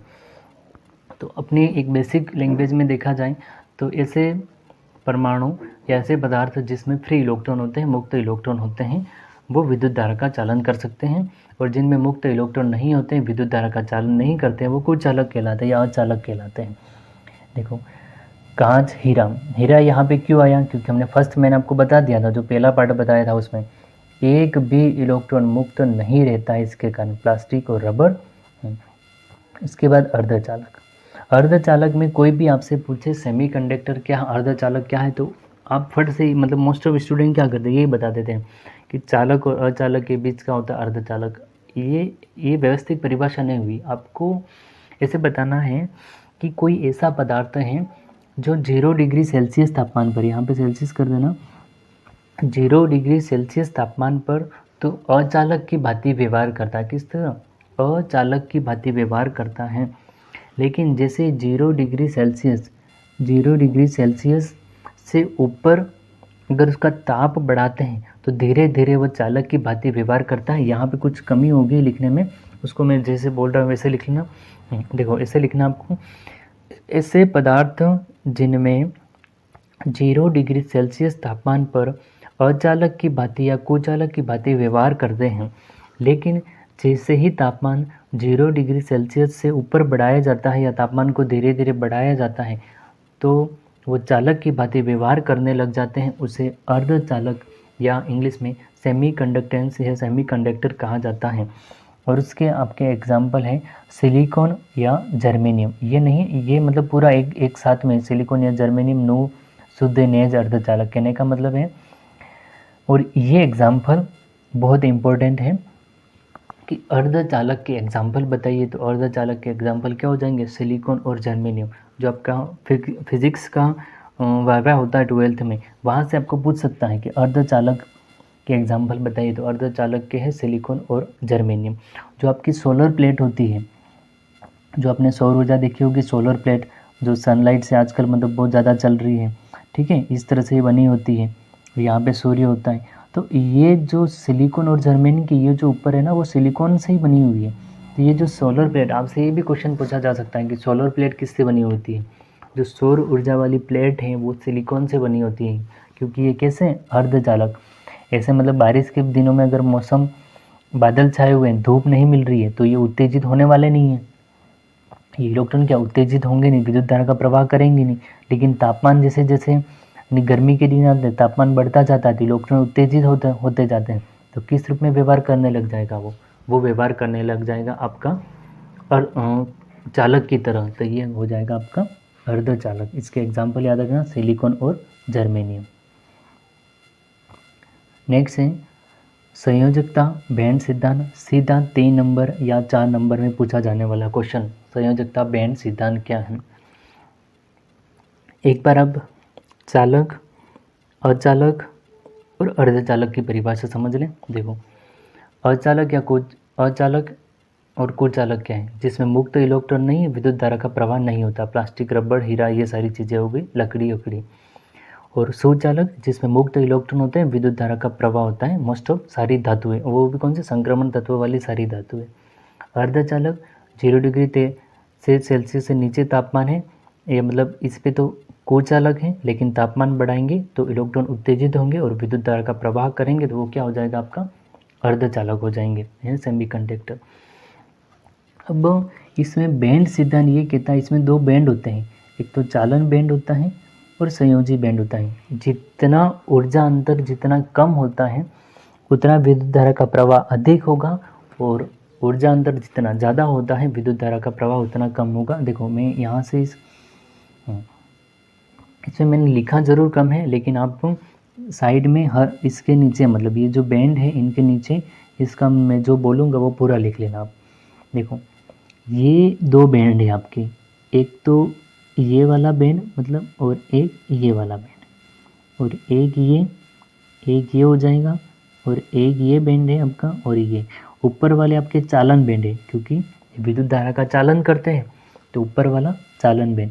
और ये आपका नीचे वाले कौन से हो जाएंगे, ये आपके हो जाएंगे संयोजी बैंड। क्या हो जाएंगे, संयोजी बैंड। अर्थात यहाँ देखें, ये ऊपर लिखा है, ये किसका है, ये चालक का, ये अर्धचालक का, और ये अचालक का। ये बैंड यहाँ पे है और ये बैंड यहाँ पे है, तो इन दोनों बैंड के बीच में दूरी कैसी है, बहुत ही कम दूरी है। अर्थात चालक के अंतर्गत चालन बैंड और संयोजी बैंड, चालक पदार्थ में, किसी भी चालक पदार्थ में चालन बैंड और संयोजी बैंड के मध्य ऊर्जा अंतर बहुत ही कम होने के कारण इलेक्ट्रॉन आसानी से संयोजी बैंड से चालन बैंड में गमन करेगा, और चालन बैंड आगे विद्युत धारा के प्रवाह करता रहेगा। और अर्धचालक में ऊर्जा अंतर इसके कंपेयर में थोड़ा अधिक है, लेकिन इतना भी, यहाँ पे हम हीट देंगे, मतलब इसको क्या करेंगे, थोड़ा तापमान बढ़ाएंगे, तो ये इलेक्ट्रॉन उत्तेजित होकर यहाँ जा सकता है, क्योंकि इतना भी तो गैप नहीं है यहाँ पे। ये हमने बैंड सिद्धांत के अकॉर्डिंग पढ़ रहे हैं। तो अर्थात अर्धचालक में ये लिख सकते हैं कि अर्धचालक पदार्थ में चालन बैंड और संयोजी बैंड के बीच में ऊर्जा अंतर चालक की तुलना में थोड़ा अधिक होता है, लेकिन इतना भी अधिक नहीं होता है कि वो इलेक्ट्रॉन जा नहीं सकता। अर्थात संयोजी बैंड से चालन बैंड में इलेक्ट्रॉन जाएगा और आगे विद्युत धारा का प्रवाह करेगा।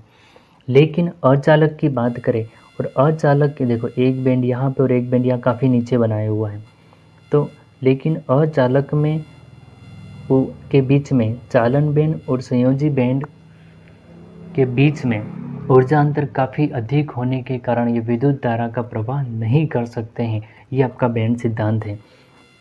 देखो इसमें क्या लिखा हुआ है, इसकी परिभाषा को यहाँ देखें। ठोसों में चुंबकीय गुणों को इसी सिद्धांत पर समझाया गया है। चालन बेंड के बीच में चुंबकीय गुणों की जगह मतलब चालक अचालक भी लिख सकते हो आपको, के बीच में ऊर्जा अंतर जितना कम होगा, उतनी ही आसानी से संयोजी बेंड के इलेक्ट्रॉन चालन बेंड में चले जाएंगे और विद्युत धारा के प्रवाह के लिए जिम्मेदार होंगे और वह चालक पदार्थ चालक होगा। ये तो आपको सामान्य लिखना है। इसके बाद हेडिंग लिखनी है चालक। ये तीनों बना के हेडिंग लिखना, ये तीनों बना लेना, फिर हेडिंग लिखना चालक, और चालक में लिखना कि चालक पदार्थ के अंतर्गत चालन बेंड संयोजी बेंड के मध्य ऊर्जा अंतर बहुत कम होता है, जिससे इलेक्ट्रॉन आसानी से संयोजी बेंड से चालन बेंड में चला जाता है और वो पदार्थ चालक की भांति कार्य करेगा, विद्युत धारा का प्रवाह करेगा। इसके बाद दूसरा हेडिंग लिखना वो हो जाएगा अर्धचालक, और अर्धचालक में लिखना कि अर्धचालक में चालन बेंड और संयोजी बेंड के बीच में ऊर्जा अंतर चालक से तो थोड़ा ज़्यादा होता है और अर्धचालक से थोड़ा कम, और इतना भी मतलब इन दोनों के बीच का ऊर्जा अंतर है, ठीक है, इतना भी ज़्यादा ऊर्जा अंतर नहीं होता है कि इलेक्ट्रॉन का गमन नहीं हो सकता है, अर्थात ये भी चालक की भांति व्यवहार कर सकता है। इसके बाद अचालक में तीसरा पॉइंट अचालक के बारे में लिखना है कि चालन और संयोजी बेंड के बीच में ऊर्जा अंतर बहुत अधिक होता है, इलेक्ट्रॉन जा नहीं सकते, विद्युत धारा का प्रवाह नहीं करेगा ये। इसके बाद है आपका शुद्ध या नेज अर्धचालक किसे कहते हैं। जो अभी मैंने आपको एग्जाम्पल बताया था कि अर्धचालक किसे कहते हैं, तो यहाँ पे है शुद्ध या नेज अर्धचालक, और एग्जाम्पल भी बताए थे सिलिकॉन और जर्मेनियम। एग्जाम्पल क्या हो जाए थे, एग्जाम्पल थे आपके सिलिकॉन और जर्मेनियम, मैंने इसके 2 एग्जाम्पल बताए थे। अब यहाँ देखें तो इस प्रकार के अर्धचालक प्राकृतिक रूप से शुद्ध होते हैं, सिलिकॉन और ये जर्कोनियम नहीं, जर्मेनियम, GE लिखना, ठीक है सभी बच्चे, इसमें GE करना, जर्मेनियम होता है, जर्कोनियम नहीं होता है। ये 4 इलेक्ट्रॉन होते हैं। अब मैं पहली बात तो इलेक्ट्रॉन को आपको समझा देता हूँ। ये 4 इलेक्ट्रॉन कैसे हैं, देखो इसमें मैं आपको एक ट्रिक बताता हूँ। ये ट्रिक याद रखना, बख-नॉफ, ये ट्रिक बहुत ज़्यादा इम्पोर्टेंट है। क्या लिखा है मैंने इस ट्रिक में, लिखा है बख-नॉफ, क्या लिखा है, बख-नॉफ। देखो बैंगन, आलू, गाजर, इनथैलम मतलब बैंगन, एल्यूमिनियम, गैलियम, ये सारी ट्रिक चलती है, गैलिनियम, जर्मेनियम, ठीक है। इसके बाद कहे, सीताजी, सोनोपुरु यानी कार्बन, सिलिकॉन चलता है, नाइट्रोजन, फास्फोरस चलता है। तो फिर ओल्ड स्टाइल से यानी ऑक्सीजन, सल्फर, सेलेनियम, सेरेनियम, इस तरह से आगे चलते रहते हैं। अब कहने का मतलब ये यहाँ से हो जाएगा कि कार्बन की संयोजकता क्या है। ये इसके लिए इसको बोर्ड पे इसे समझा सकते हैं, लेकिन इसको देखो, ये आपका हो जाएगा, आई थिंक यहाँ पे एक पेज खाली मिल जाएगा, मैं इसको अभी समझा देता हूँ आपको। यहाँ पे इसको यहाँ पे समझते हैं एक बार। देखो ये आप इसके समझे बख-नॉफ, ठीक है, हाँ ये समझ में आ गया इतना। इसके बाद आप इसमें समझें, ये 3 पे है, ये 4 पे है, ये 5 पे, ये 6 पे,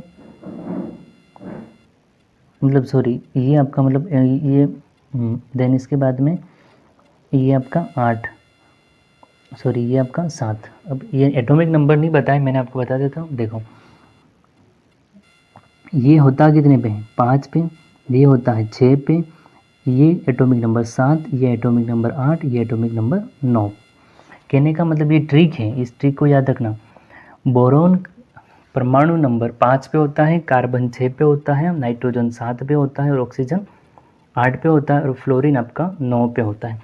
इन सब में क्या करना, -2, -2, -2, -2 और -2 कर दो।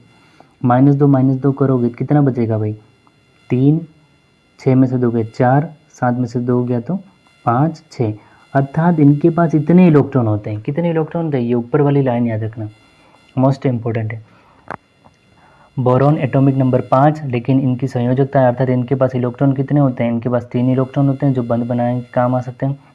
इस F की मैं अलग बात कर रहा हूँ, ठीक है, इस F की तो संयोजकता होती है -1, ये बिल्कुल अलग बात है, लेकिन एक ये ट्रिक अलग है, इनके पास इलेक्ट्रॉन कितने हैं वो पढ़ रहे हैं हमें।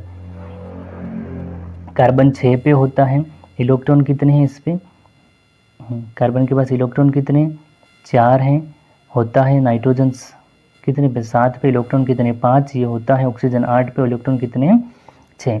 तो अब कहने का मतलब जब घर का सदस्य, कौन सदस्य, boron, carbon, nitrogen, oxygen, fluorine, ये घर के सदस्य हैं।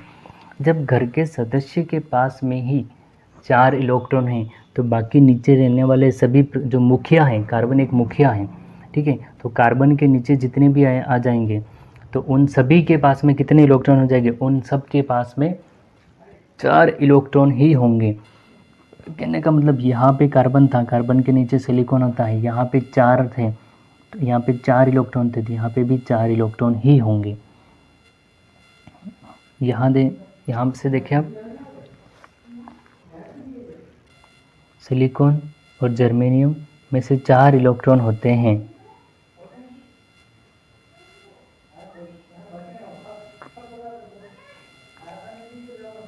देखो अब ये सारी चीज़ें देखो आप। अब ये एक सिलिकॉन का व्यवस्थित रूप लिखा गया। सिलिकॉन कितने इलेक्ट्रॉन बताए मैंने, 4। सिलिकॉन के कितने इलेक्ट्रॉन बताए हैं, 4 इलेक्ट्रॉन बताए हैं। देखो ये आप समझ लेना, एक बंद, यहाँ से एक बंद, यहाँ से एक बंद, यहाँ से एक बंद, यहाँ से एक, यहाँ से, यानी प्रत्येक सिलिकॉन कितने बंद बना रहा है, प्रत्येक सिलिकॉन आपके बंद बना रहा है। हाँ देखो अब इसमें क्या है, इसमें कितने इलेक्ट्रॉन बताए थे मैंने आपको, इसमें इलेक्ट्रॉन बताए थे सिलिकॉन, कार्बन परिवार में आता है सिलिकॉन, कार्बन 4 बंद बनाता है तो सिलिकॉन भी 4 ही बंद बनाता है, इतना आपको अभी याद रखना है, ठीक है। तो पहला स्टेप कितना, कार्बन 4 बंद बनाता है, सिलिकॉन भी किस परिवार में आता है, कार्बन परिवार में, तो सिलिकॉन भी 4 बंद ही बनाता है। देख लो ये डॉट डॉट मतलब 4 इलेक्ट्रॉन बताए और ये 4 बंद बताए मैंने, ठीक है। अब देखो अब यहाँ से समझे आप, ये सिलिकॉन तथा Ge है, ठीक है, स्टूडेंट ने गलत लिख लिया, मैंने जब भी इसके कोचिंग में पढ़ाया था तो ये Ge है कि चालकता बढ़ाने के लिए उसमें पंच संयोजी तत्व, तो मोस्ट इम्पोर्टेंट फैक्ट है, याद रखना, नाइट्रोजन, फास्फोरस, आर्सेनिक, पंच संयोजी तत्व। मैंने बताया था ना कि नाइट्रोजन 7 पे -2 कितने इलेक्ट्रॉन, 5 इलेक्ट्रॉन, यानी पंच संयोजी, और त्रिसंयोजी बोरॉन 5 पे -2 कितने इलेक्ट्रॉन, 3, यानी घर के मुखिया के पास में, बोरॉन के पास में जब 3 इलेक्ट्रॉन है या 3 संयोजकता है या 3 इलेक्ट्रॉन है जो बंद बना के काम आ सकते हैं, तो एल्यूमिनियम, इंडियम सबके पास भी 3 ही होंगे। नाइट्रोजन के पास है 5 हैं, तो इस नाइट्रोजन में आने वाले सभी परिवार में, ठीक, तो उनके पास भी कितने होंगे, 5 ही होंगे। तो मिलाए जाते हैं तो हमें 2 प्रकार के अर्धचालक प्राप्त होते हैं, N प्रकार के अर्धचालक और P प्रकार के अर्धचालक प्राप्त होते हैं। यहाँ पे जर्कोनियम नहीं, जर्मेनियम कर देना आप। इसके बाद देखिए आप N प्रकार के अर्धचालक, किसके बारे में पढ़ना, N प्रकार के अर्धचालक। मैंने इसको इजी लैंग्वेज में लिखवाया था और यहाँ पे जो इजी लैंग्वेज में लिखा है आपको समझ में आ जाएगा। देखो जब सिलिकॉन तथा जर्मेनियम में पंच संयोजी तत्व NPS मिलाया जाता है तो N प्रकार के अर्ध, N से N याद रखना, नाइट्रोजन से नाइट्रोजन, N प्रकार के अर्धचालक प्राप्त होते हैं। फास्फोरस के 5, अब देखो में से सिलिकॉन के 4 इलेक्ट्रॉन के साथ में सहसंयोजी बंध बना लेते हैं तथा 5वां इलेक्ट्रॉन मुक्त रहता है और इस प्रकार इस पूरे अर्धचालक में 1 इलेक्ट्रॉन आधिक्य होगा जो विद्युत धारा के प्रवाह के लिए जिम्मेदार होगा। अब यहाँ से अगर नहीं समझे इसको समझे आप, इसको समझे व्यवस्थित रूप में। देखो सबसे फर्स्ट एक पॉइंट क्लियर करते हैं, सिलिकॉन किस में आता है, कार्बन परिवार में। कार्बन के पास कितने इलेक्ट्रॉन, 4 इलेक्ट्रॉन, तो सिलिकॉन के पास भी कितने, 4 इलेक्ट्रॉन, अर्थात सिलिकॉन 4 बंध बना सकता है। इतना बात क्लियर हो गई, ठीक है। अब हम सिलिकॉन में क्या कर रहे हैं, अब हम सिलिकॉन के अंतर्गत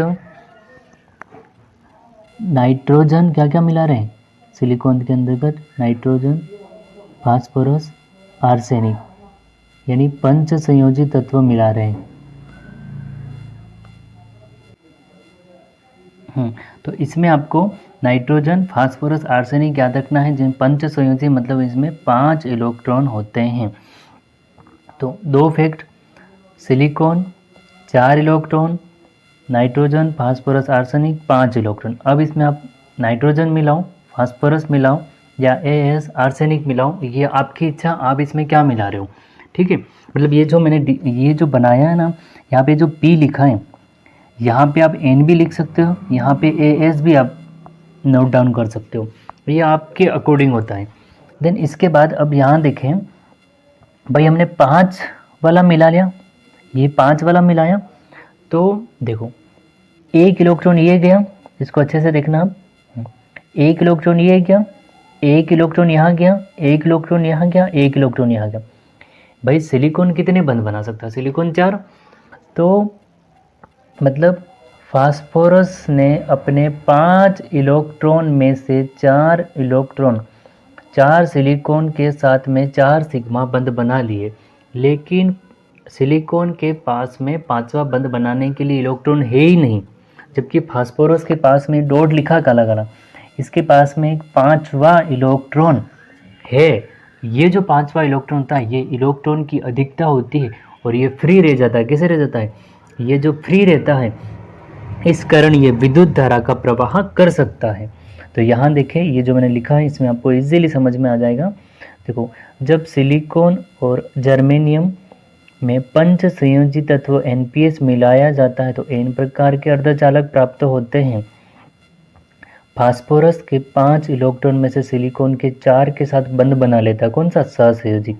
तो सिलिकॉन के 4 इलेक्ट्रॉन पूरे और फास्फोरस के 4 इलेक्ट्रॉन हो गए, लेकिन इसमें 5वां इलेक्ट्रॉन मुक्त रहता है। इस प्रकार पूरे अर्धचालक में इलेक्ट्रॉन की अधिकता होगी और जो विद्युत धारा के प्रवाह के लिए जिम्मेदार होगा। इस प्रकार का अर्धचालक हमें N प्रकार का अर्धचालक कहा जाता है, ठीक है। और यहाँ पे मैंने लिखा हुआ भी है कि फास्फोरस के पास में 1 इलेक्ट्रॉन की अधिकता है जो कि विद्युत धारा का प्रवाह के लिए जिम्मेदार होगा।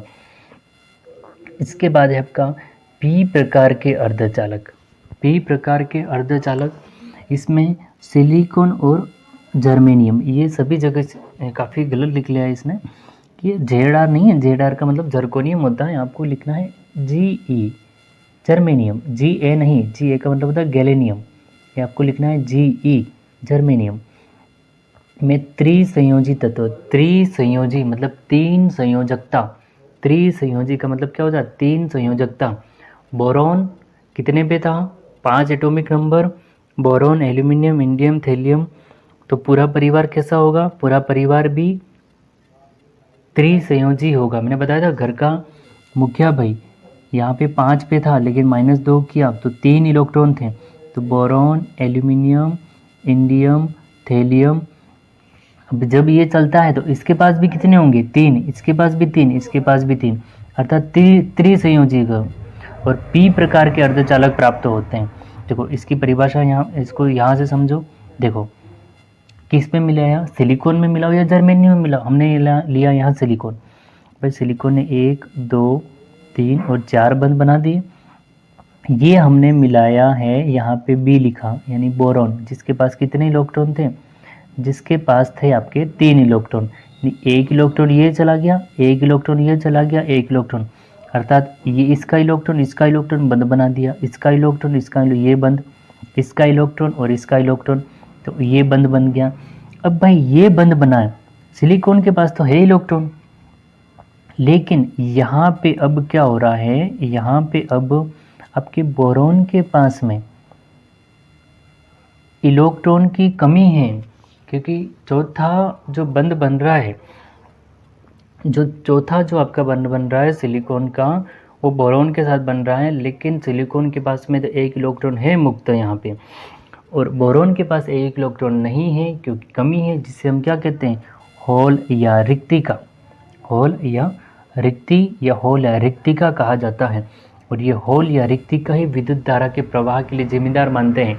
अगर वास्तव में देखा जाए तो ये होल और रिक्तिका विद्युत धारा के प्रवाह के लिए जिम्मेदार नहीं होती है, लेकिन बुक में तो इसी तरह लिखा हुआ है कि होल या रिक्तिका विद्युत धारा के प्रवाह के लिए जिम्मेदार होती है। लेकिन आप खुद सोचिए कि भाई ये जो बॉन्ड है आपका, बोरॉन का जो बॉन्ड है यहाँ नहीं बन रहा है, तो इलेक्ट्रॉन तो किसका मुक्त है? सिलिकॉन का इलेक्ट्रॉन मुक्त है, तो ये विद्युत धारा का प्रवाह करेगा। लेकिन पर किस कारण से? कारण है आपका यहाँ पे इलेक्ट्रॉन नहीं था, जिसे हमने होल या रिक्तिका कहा। कारण ये था, इसलिए सभी बुक्स के अंतर्गत होल या रिक्तिका जिम्मेदार होते हैं, यही लिखा गया है। देखो यहाँ देखें, इन अर्धचालक में त्रिसंयोजी परमाणु जैसे बोरोन के 3 इलेक्ट्रॉन होंगे जो सिलिकॉन के 3 इलेक्ट्रॉन के साथ में सहसंयोजक बंध बना लेते हैं। इस प्रकार इस अर्धचालक में एक बंध बनाने के लिए एक इलेक्ट्रॉन की कमी हो जाती है, जिसे होल या रिक्तिका कहा जाता है। अतः यह रिक्तिका पी प्रकार के अर्धचालक में विद्युत धारा के प्रवाह के लिए जिम्मेदार होगा। तो आई थिंक ये भी समझ में आ गया भाई। ये कॉन्सेप्ट क्लियर कर लो, 4 इलेक्ट्रॉन होते हैं, इसके पास 3 इलेक्ट्रॉन होते हैं, फिर 4 से 4 बंध बनाने हैं तो 4 इलेक्ट्रॉन होने चाहिए, फिर इसके पास तो 3 ही है, एक कमी हो गई जिसे होल या रिक्तिका बता दिया, और होल या रिक्तिका बताया तो ये ही विद्युत धारा के प्रवाह के लिए जिम्मेदार होती है। इसके बाद यहाँ पे अर्धचालक के अनुप्रयोग, अर्धचालक के आपके अनुप्रयोग क्या होते हैं। पहला है एन एवं पी प्रकार के अर्धचालक के संयोजन से डायोड बनाए जाते हैं, जिसका उपयोग परिशोधक के रूप में किया जाता है। ट्रांजिस्टर, टीवी में संगीत प्रसारण में उपयोग। सौर सेल जो कि एक दक्ष फोटोडायोड है का उपयोग प्रकाश ऊर्जा को विद्युत ऊर्जा में बदलने के लिए उपयोग किया जाता है। ये इसके नॉर्मल अनुप्रयोगी हैं। अब यहाँ से हम पढ़ेंगे कक्षीय गति क्या है, अक्षीय गति क्या है, अनुचुंबकी किसे कहते हैं, लोह चुंबकी किसे कहते हैं। ये टॉपिक आपके यूनिट नंबर 7 में भी है, 8 में भी है। ये जो है अक्षीय कक्षीय गति वो यूनिट नंबर आपका 7 में भी है। तो यहाँ से इसको क्लियर कर लेना, तो बाकी बाद में आपको दिक्कत नहीं होगी। जैसे देखिए आप, ये आपकी कक्षीय गति और ये अक्षीय गति। कहने का मतलब मैंने आप यहाँ से इसको समझते हैं भाई। कक्षीय गति का मतलब क्या होता है, ये कोई मतलब जब इलेक्ट्रॉन होता है, देखो इसमें देखिए जो मैं बना रहा हूँ ऐसे देखें, कोई इलेक्ट्रॉन है जो माना कि यहाँ पे उपस्थित है। अब ये इलेक्ट्रॉन इस वृत्ताकार कक्ष के चारों ओर गति कर रहा है, मतलब यहाँ से यहाँ यूँ वृत्ताकार कक्ष के चारों ओर गति कर रहा है ये इलेक्ट्रॉन। अब ऐसा तो है नहीं कि इलेक्ट्रॉन यहाँ फुदक के जाएगा, मतलब उड़ के जाएगा, यहाँ से उड़ गया, यहाँ से उड़ गया, यहाँ से, ऐसा तो वृत्ताकार गति करेगा नहीं। ये इलेक्ट्रॉन भी क्या करेगा, अपने स्थान पे इस तरह से रोलिंग करेगा, मतलब रोलिंग लुढ़कता हुआ जाएगा, मतलब अपनी जगह पे भी धीरे धीरे गति करेगा, तभी तो गति कर सकता है। भाई आपको एक स्थान से दूसरे स्थान जाना है या किसी राउंड का चक्कर लगाना है, मान लो किसी राउंड का ही चक्कर लगाना है, तो आप यूं चक्कर लगाओगे, तो कोई उड़ के तो आप चक्कर लगा नहीं रहे हो, आपको खुद को भी तो घूमना पड़ेगा, मतलब खुद को तो पैदल चलना पड़ेगा। तो 2 गति हो गई, एक तो आप उसके चारों ओर भी गति लगा रहे हो और आप खुद भी गति कर रहे हो। तो ये है आपकी कक्षीय और अक्षीय गति। तो यहाँ से इसको समझे, देखो कक्षीय गति समझे, ये इलेक्ट्रॉन की गति पढ़ रहे हैं हम, ठीक है। ये इलेक्ट्रॉन की गति एग्जाम में नहीं पूछा जाएगा आपके कि इलेक्ट्रॉन के मोशन क्या होते हैं। तो इलेक्ट्रॉन की गति 2 प्रकार की होती है, जिसे हम कक्षीय गति और अक्षीय गति कहते हैं। प्रत्येक इलेक्ट्रॉन नाभिक के चारों ओर वृत्ताकार कक्ष में गति करते हैं, जिसके परिणाम स्वरूप उस क्षेत्र में चुंबकीय आघूर्ण उत्पन्न होता है, जिसे हम कक्षीय गति कहते हैं, तथा इस चुंबकीय आघूर्ण को कक्षीय चुंबकीय आघूर्ण कहा जाता है। तो कहने का मतलब कोई परमाणु है, उसका नाभिक है और नाभिक के चारों ओर वृत्ताकार कक्ष में इलेक्ट्रॉन गति घूमता रहता है, जिसे हम कक्षीय गति कहते हैं। इसके बाद प्रत्येक इलेक्ट्रॉन नाभिक के चारों ओर कक्षीय गति करने के साथ साथ अपने अक्ष पर भी चक्रण करता है, जिसे अक्षीय गति कहते हैं, और जिसके परिणाम स्वरूप या जिसके फलस्वरूप एक अक्षीय चुंबकीय आघूर्ण उत्पन्न होता है। ये यहाँ पे अक्षीय आघूर्ण भी लिख लेना, ताकि आपको जो चुंबकीय के गुणधर्म है उसको समझने में काम आ जाएगा। यहाँ पे देखो कोई नाभिक है, नाभिक के चारों ओर ये वृत्ताकार कक्ष है, तो इलेक्ट्रॉन वृत्ताकार कक्ष में घूमता है, कक्षीय गति कहते हैं। और इस वृत्ताकार कक्ष में घूमने के कारण जो आघूर्ण उत्पन्न होता है उसको आप कक्षीय चुंबकीय आघूर्ण कहा जाता है। लिख देना यहाँ पे, उसके द्वारा उत्पन्न चुंबकीय आघूर्ण को कक्षीय चुंबकीय आघूर्ण कहा जाता है। इसी तरह कि नाभिक के चारों घूमने के साथ साथ अपने अक्ष पर भी घूमता है, जिसे अक्षीय गति कहते हैं, और इसके परिणाम स्वरूप जो अक्षीय चुंबकीय आघूर्ण उत्पन्न होता है, जिसे अक्षीय चुंबकीय आघूर्ण कहा जाता है। ये एक लाइन यहाँ पे ऐड जरूर कर लेना आप। इसके बाद देखो भाई, ये तो पूरा यो घूम रहा है तो ये कक्षीय गति, और इलेक्ट्रॉन खुद घूम रहा है तो ये अक्षीय गति हो गई। अब आपका होता है अनुचुंबकीय और प्रतिचुंबकीय। अनुचुंबकीय और प्रतिचुंबकीय, अब मैं आपको यहाँ समझा देता हूँ कि देखो, आपने 11th में पढ़ा होगा कि इलेक्ट्रॉन विन्यास भरना। अगर 12th में भी ऐसे कई स्टूडेंट हैं जिनके 11th में अगर क्लासें नहीं चली है तो उनको नहीं पता। तो मोस्ट ऑफ गवर्नमेंट स्कूल में आज के टाइम में क्लासें नहीं चल रही है, नहीं पूरा स्टाफ नहीं होने के कारण। तो मैं जो 11th की जो वीडियो अपलोड करूँगा उसमें मैं इलेक्ट्रॉन विन्यास भरना, आवर्त सारणी बनाना, कई सारे छोटे मोटे नियम हैं, अक्रिय युग्म प्रभाव क्या है, गलनांक कथनांक के मान कैसे बढ़ते हैं, वो सारी चीज़ें आप वहाँ से ज़रूर देख लेना जब भी अपलोड करूँगा मैं। तो यहाँ से एक बार आप समझे कि इलेक्ट्रॉन विन्यास क्या है। ठीक है, तो भाई कहने का मतलब आपने एस कक्षक का नाम सुना ही होगा, ये है एस कक्षक। और आपने पी कक्षक भी सुना होगा, तो पी कक्षक में 3 खाने होते हैं और एस कक्षक में 1 खाना होता है। तो अब इसमें हम पढ़ते हैं कि जब भी, हाँ ये भी एस कक्षक इस रूप में ले लेता हूँ मैं आपको बताने के लिए। अब मैं आपको यहाँ से बताता हूँ कि भाई इसमें अगर इस तरह से अकेला इलेक्ट्रॉन है, ये इस तरह से इलेक्ट्रॉन है और ये इलेक्ट्रॉन है, ठीक है, यानी कोई अकेला है भाई, सिंगल आदमी है, तो उसको हम बोलेंगे अयुग्मित यानी अनपेयर्ड। पेयर सुना होगा आपने, कपल पेयर। पेयर का मतलब क्या, जोड़ा। पेयरिंग का मतलब क्या होता है, वो जोड़े हुए हैं।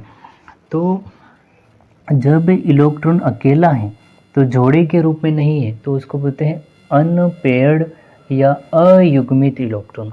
और जब इलेक्ट्रॉन 2 हैं इस रूप में, एक सीधा और एक उल्टा, दोनों जुड़े हुए हैं, तो उसको बोला जाता है आपका युग्मित इलेक्ट्रॉन, कपल इलेक्ट्रॉन या पेयर्ड इलेक्ट्रॉन। कपल तो भाई अपनी भाषा में बोलते हैं, केमिस्ट्री की भाषा में पेयर्ड इलेक्ट्रॉन बोला जाता है या पेयरिंग इलेक्ट्रॉन। इसी तरह पी कक्षक में 3 इलेक्ट्रॉन। अगर यहाँ पे देखो, अगर मैं पी कक्षक बना देता हूँ, और यहाँ से पी कक्षक के बारे में समझते हैं। भाई 1 इलेक्ट्रॉन है भरा हुआ अयुग्मित, 1 इलेक्ट्रॉन है अयुग्मित, 1 इलेक्ट्रॉन है अयुग्मित, मतलब 3 अयुग्मित इलेक्ट्रॉन है। कितने अयुग्मित इलेक्ट्रॉन इसमें? इसमें 3 अयुग्मित इलेक्ट्रॉन है। लेकिन अभी मैं इसमें 1 इलेक्ट्रॉन यहाँ भर दूँ, अब कितने इलेक्ट्रॉन है इसमें? अब 2 अयुग्मित। भाई ये अभी ये, क्योंकि ये तो जोड़ा बन गया, ये है, ये बन गए, ये 2 जोड़े बन गए, ये अभी भी अकेला 1। अगर इसको भी यहाँ पूरा भर दूँ मतलब, तो इसमें एक भी अयुग्मित इलेक्ट्रॉन नहीं होगा।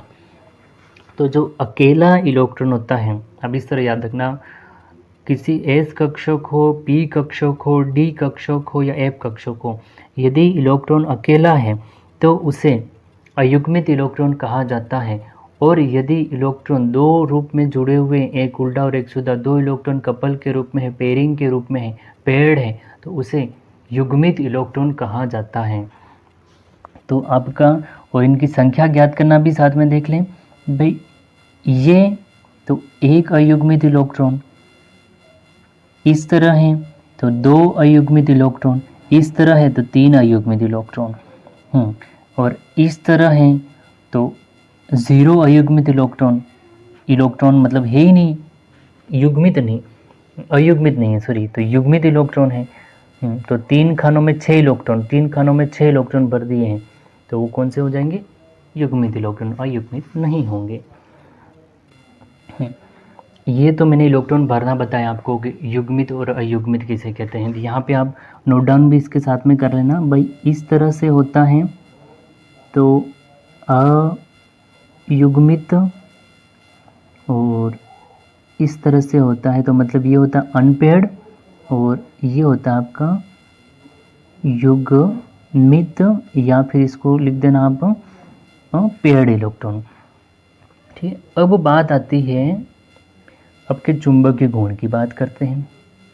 ठीक है, अगर आपको ऐसा कोई भी तत्व, ऐसा कोई भी परमाणु या ऐसा कोई भी तत्व मिले जिसमें इस तरह से इलेक्ट्रॉन रह जाता, मतलब इलेक्ट्रॉन विन्यास भरते हैं भाई अपन, कार्बन का, नाइट्रोजन का भरना, आप सभी स्टूडेंट 1 से 30 नंबर तक, मतलब आप हाइड्रोजन से लेके Zn तक, जिन तक, सभी आप एटॉमिक नंबर उनके प्रतीक चिन्ह, उनके नाम और इलेक्ट्रॉनिक विन्यास भरना जरूर सीख जाएं, नहीं तो बहुत सारी दिक्कत होगी। इनऑर्गेनिक केमिस्ट्री पढ़ने में आपको आगे बहुत सारी दिक्कत होने वाली है अगर ये सारी चीज़ें नहीं आई तो ये इस तरह से इलेक्ट्रॉन होता है ना, यानी अयुग्मित इलेक्ट्रॉन हुआ तो वो पदार्थ आपका अनुचुंबकीय कहलाता है, पैरामैग्नेटिक कहलाता है। ये मोस्ट इम्पोर्टेंट है, आपकी परिभाषा पूछी गई है 12th के एग्ज़ाम में, पुराने पेपर आप ज़रूर देख लेना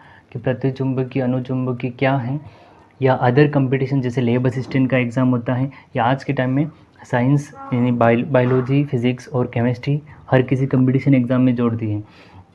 तो ये पूछा जा सकता है कि अनुचुंबकीय प्रतिचुंबकीय क्या है इलेक्ट्रॉन के बेस पे। तो भाई ये अकेला इलेक्ट्रॉन है जिसे हम अयुग्मित इलेक्ट्रॉन कहते हैं, और अयुग्मित से याद करना अनुचुंबकीय कहा जाता है। कैसा? अनुचुंबकीय। और हम इसको कहते हैं जो दो युग्मित इलेक्ट्रॉन होते हैं यानी पेयरिंग के रूप में होते हैं, इसको हम कहते हैं प्रतिचुंबकीय कहते हैं। यानी ऐसा कोई पदार्थ या ऐसा कोई तत्व जिसमें हम एक परमाणु है जिसमें इलेक्ट्रॉन भरते हैं, इलेक्ट्रॉनिक विन्यास भरते हैं, और उसमें अंत में इस तरह से होते हैं, उसमें एक भी इलेक्ट्रॉन खाली नहीं रहता है। जिस तरह से आपके देख ले अपन एग्जाम्पल है आपका Zn देख लो, उसमें जिंक नंबर 30 पे होता है, आप इलेक्ट्रॉनिक विन्यास उसका ज़रूर भर के देख लेना। Zn नंबर जो 30 पे होता है, ठीक है, उसमें होता है आपका लास्ट में 3d10 रहता है। कितना? 3d10, एक भी इलेक्ट्रॉन फ्री नहीं रहता वहाँ पे। 4s2 3d10 चलता है, 4s2 3d10 चलता है। इसी कारण तो इसको संक्रमण तत्व की श्रेणी में नहीं गिना जाता है। देखो अब यहाँ से इसकी परिभाषा मैंने आपको यहाँ समझा दिया था। देखो वे तत्व जिनमें अयुग्मित इलेक्ट्रॉन पाए जाते हैं, अयुग्मित इलेक्ट्रॉन क्या होते हैं, युग्मित इलेक्ट्रॉन क्या होते हैं वो बता दिया। आप जरूर इसको लिख लेना। अनुचुंबकीय गुण दर्शाते हैं, अयुग्मित इलेक्ट्रॉन की संख्या का मान जितना ज़्यादा होगा चुंबकीय आघूर्ण का मान उतना ही अधिक होगा, अर्थात अनुचुंबकीय गुण उतना ही अधिक होगा। चुंबकीय क्षेत्र की उपस्थिति में रखने पर ये चुंबकीय बल रेखाओं को अपनी ओर आकर्षित करते हैं। और एग्जाम्पल है Cu+2, O2 और Fe+2। अनुचुंबकीय में आपको कितनी बातें याद रखनी है? इसमें आपको 3 बातें याद रखनी है। सबसे फर्स्ट बात यहाँ से देखना, सबसे फर्स्ट बात अयुग्मित इलेक्ट्रॉन, इसको क्या कहते हैं? अयुग्मित इलेक्ट्रॉन। वे पदार्थ जिसमें अयुग्मित इलेक्ट्रॉन उपस्थित होते हैं अनुचुंबकीय का गुण दर्शाते हैं। दूसरी बात, जितने ज़्यादा अयुग्मित इलेक्ट्रॉन होंगे ये अनुचुंबकीय गुण उतना ही अधिक होगा। तीसरी बात, ये चुंबकीय क्षेत्र में रखने पर, यानी ऐसा कोई पदार्थ है जो कि अनुचुंबकीय है और चुंबकीय क्षेत्र में रखने पर चुंबकीय बल रेखाओं को अपनी ओर आकर्षित करता है। 3 बातों को याद रखना, यही आपकी अनुचुंबकीय की परिभाषा है और यही इसको देखो। पहला बात, अयुग्मित इलेक्ट्रॉन होंगे अनुचुंबकीय होगा, जितने ज़्यादा अयुग्मित इलेक्ट्रॉन उतना ज़्यादा अनुचुंबकीय होगा। चुंबक क्षेत्र में रखने पर चुंबकीय बल रेखाओं को अपनी ओर आकर्षित कर देता है। और उदाहरण लिख लेना, संक्रमण धातुएं, ठीक है, संक्रमण धातुएं इसका उदाहरण हो जाएगी आपकी। नहीं, ऐसे कई तत्व हैं जिनमें अयुग्मित इलेक्ट्रॉन हो जाएंगे तो वो क्या हो जाएगा? आपका अनुचुंबकीय हो जाएगा। ये इसके एग्जाम्पल, मतलब ये इसका डायग्राम है। ये एन मतलब नॉर्थ और साउथ दो इसके पोल हैं। कोई अनुचुंबकीय पदार्थ रखा और ये चुंबकीय बल रेखाएं गुजारी है, ये जो कि इसके अंदर से गुजर रही है। यहाँ लिखा हुआ है कि जो आकर्षित करती है। ये नॉर्मल डायग्राम याद कर लेना। इसके बाद चुंबकीय आघूर्ण की इकाई बोर मैग्नेट्रॉन कंपटीशन एग्जाम में आप पुराने पेपर कई बार नेक्स्ट टाइम पे जब भी मतलब आगे जब एग्ज़ाम दोगे तो पता चल जाएगा। ये क्वेश्चन कंपटीशन में पूछा गया है कि चुंबकीय आघूर्ण नापने की इकाई क्या है, तो वो क्या है आपकी बोर मैग्नेट्रॉन, BM, या BM का फुल फॉर्म भी पूछा जाता है, बोर मैग्नेट्रॉन। इसके बाद प्रतिचुंबकीय, प्रतिचुंबकीय में भी आपको 3 बातें याद रखनी है। पहला, वे पदार्थ जिसमें कौन सा युग्मित, बता दिया मैंने, पेयरिंग, कपल, दो जोड़े हुए हैं, जुड़े हुए। वे तत्व या पदार्थ जिनमें युग्मित इलेक्ट्रॉन होते हैं वे प्रतिचुंबकीय का गुण दर्शाते हैं। समझ में आ गया? और दूसरी बात आपको इसमें ये याद रख लेना कि अब ये है तो भाई ये भी चुंबकीय गुण, आप इसको चुंबकीय गुण नहीं है ऐसा नहीं कह सकते, ये भी तो चुंबकीय गुण है लेकिन ये इसका प्रकार है। दूसरी बात इसमें ये याद रखना भाई, ये थोड़ा मैं आपको अलग से बता देता हूँ। देखो, ये जो सीधा इलेक्ट्रॉन है ना, वो इसकी स्पिन होती है। आपने 11th में ज़रूर पढ़ा होगा इसको, स्पिन को नहीं पढ़ा तो यहाँ से देख लें। देखो, 1/2 होती है, और ये जो उल्टा होता है, ये सीधा इलेक्ट्रॉन है, उसकी स्पिन 1/2, और उल्टा इलेक्ट्रॉन होता है उसकी -1/2। तो ये क्या करते हैं, आपस में कट जाते हैं। जब ये आपस में कट जाते हैं तो इनका मान क्या हो जाता है, अर्थात चुंबकीय आघूर्ण का मान 0 या निरस्त हो जाता है। दूसरी बात देखना, जब भाई ये इस तरह से 2 इलेक्ट्रॉन है, ठीक है, ये इलेक्ट्रॉन है, तो इसकी स्पिन या चक्रण है ना, वो 1/2 होता है, और ये वाला होता है ना, उसकी -1/2 होता है। ये आपस में कट जाता है तो इनका मान क्या हो जाता है, 0 हो जाता है। इसी कारण तो ये प्रतिचुंबकी कहते हैं या डाईमैग्नेटिक कहते हैं। कि इसको क्या कहते हैं, प्रतिचुंबकीय या डाईमैग्नेटिक, इसी कारण कहा जाता है। वरना अगर ये एक ही होता ना तो ये अनुचुंबकीय हो जाता। और तीसरी बात इसमें याद रखनी है आपको कि जब चुंबकीय क्षेत्र में रखा जाता है किसी भी प्रतिचुंबकीय पदार्थ को, तो वो प्रतिचुंबकीय पदार्थ का प्रतिकर्षण करता है। क्या करता है, प्रतिकर्षण करता है, अर्थात चुंबकीय बल रेखाओं को अपने से दूर करने की कोशिश करता है, अंदर नहीं गुजारता है। देखो, यह गुण युग्मित इलेक्ट्रॉन के कारण उपस्थित होता है, ये पहली बात मैंने आपको बता दी। इसके बाद दूसरी बात है, चुंबकीय क्षेत्र की उपस्थिति रखना चुंबकीय बल रेखाओं को प्रतिकर्षित करता है, दूर भेजता है। तीसरी बात है, इन पदार्थों में चुंबकीय आघूर्ण तो उत्पन्न होता है, लेकिन दोनों चक्रण एक दूसरे के विपरीत होने के कारण निरस्त कर देते हैं। अब समझ में आ गया ना आपको तीनों बातें। पहली बात, युग्मित इलेक्ट्रॉन के कारण उत्पन्न। दूसरी, चुंबकीय बल रेखाओं को प्रतिकर्षित करते हैं। तीसरी बात ये याद रखना कि इस तरह से इलेक्ट्रॉन है 1/2 स्पिन, इस तरह से इलेक्ट्रॉन है -1/2 स्पिन, एक दूसरे को निरस्त कर देते हैं। 0 स्पिन मतलब 0 हो गया, तो ये किस रूप में बदल जाता है, ये प्रतिचुंबकीय में बदल जाता है। तो ये देखो, ये कोई चुंबकीय पदार्थ है, प्रतिचुंबकीय पदार्थ, ये क्या कर रहा है, प्रतिकर्षण कर रहा है। चुंबकीय बल रेखा क्या कर रहा है, प्रतिकर्षण। नॉर्थ और साउथ दो इसके पोल हैं।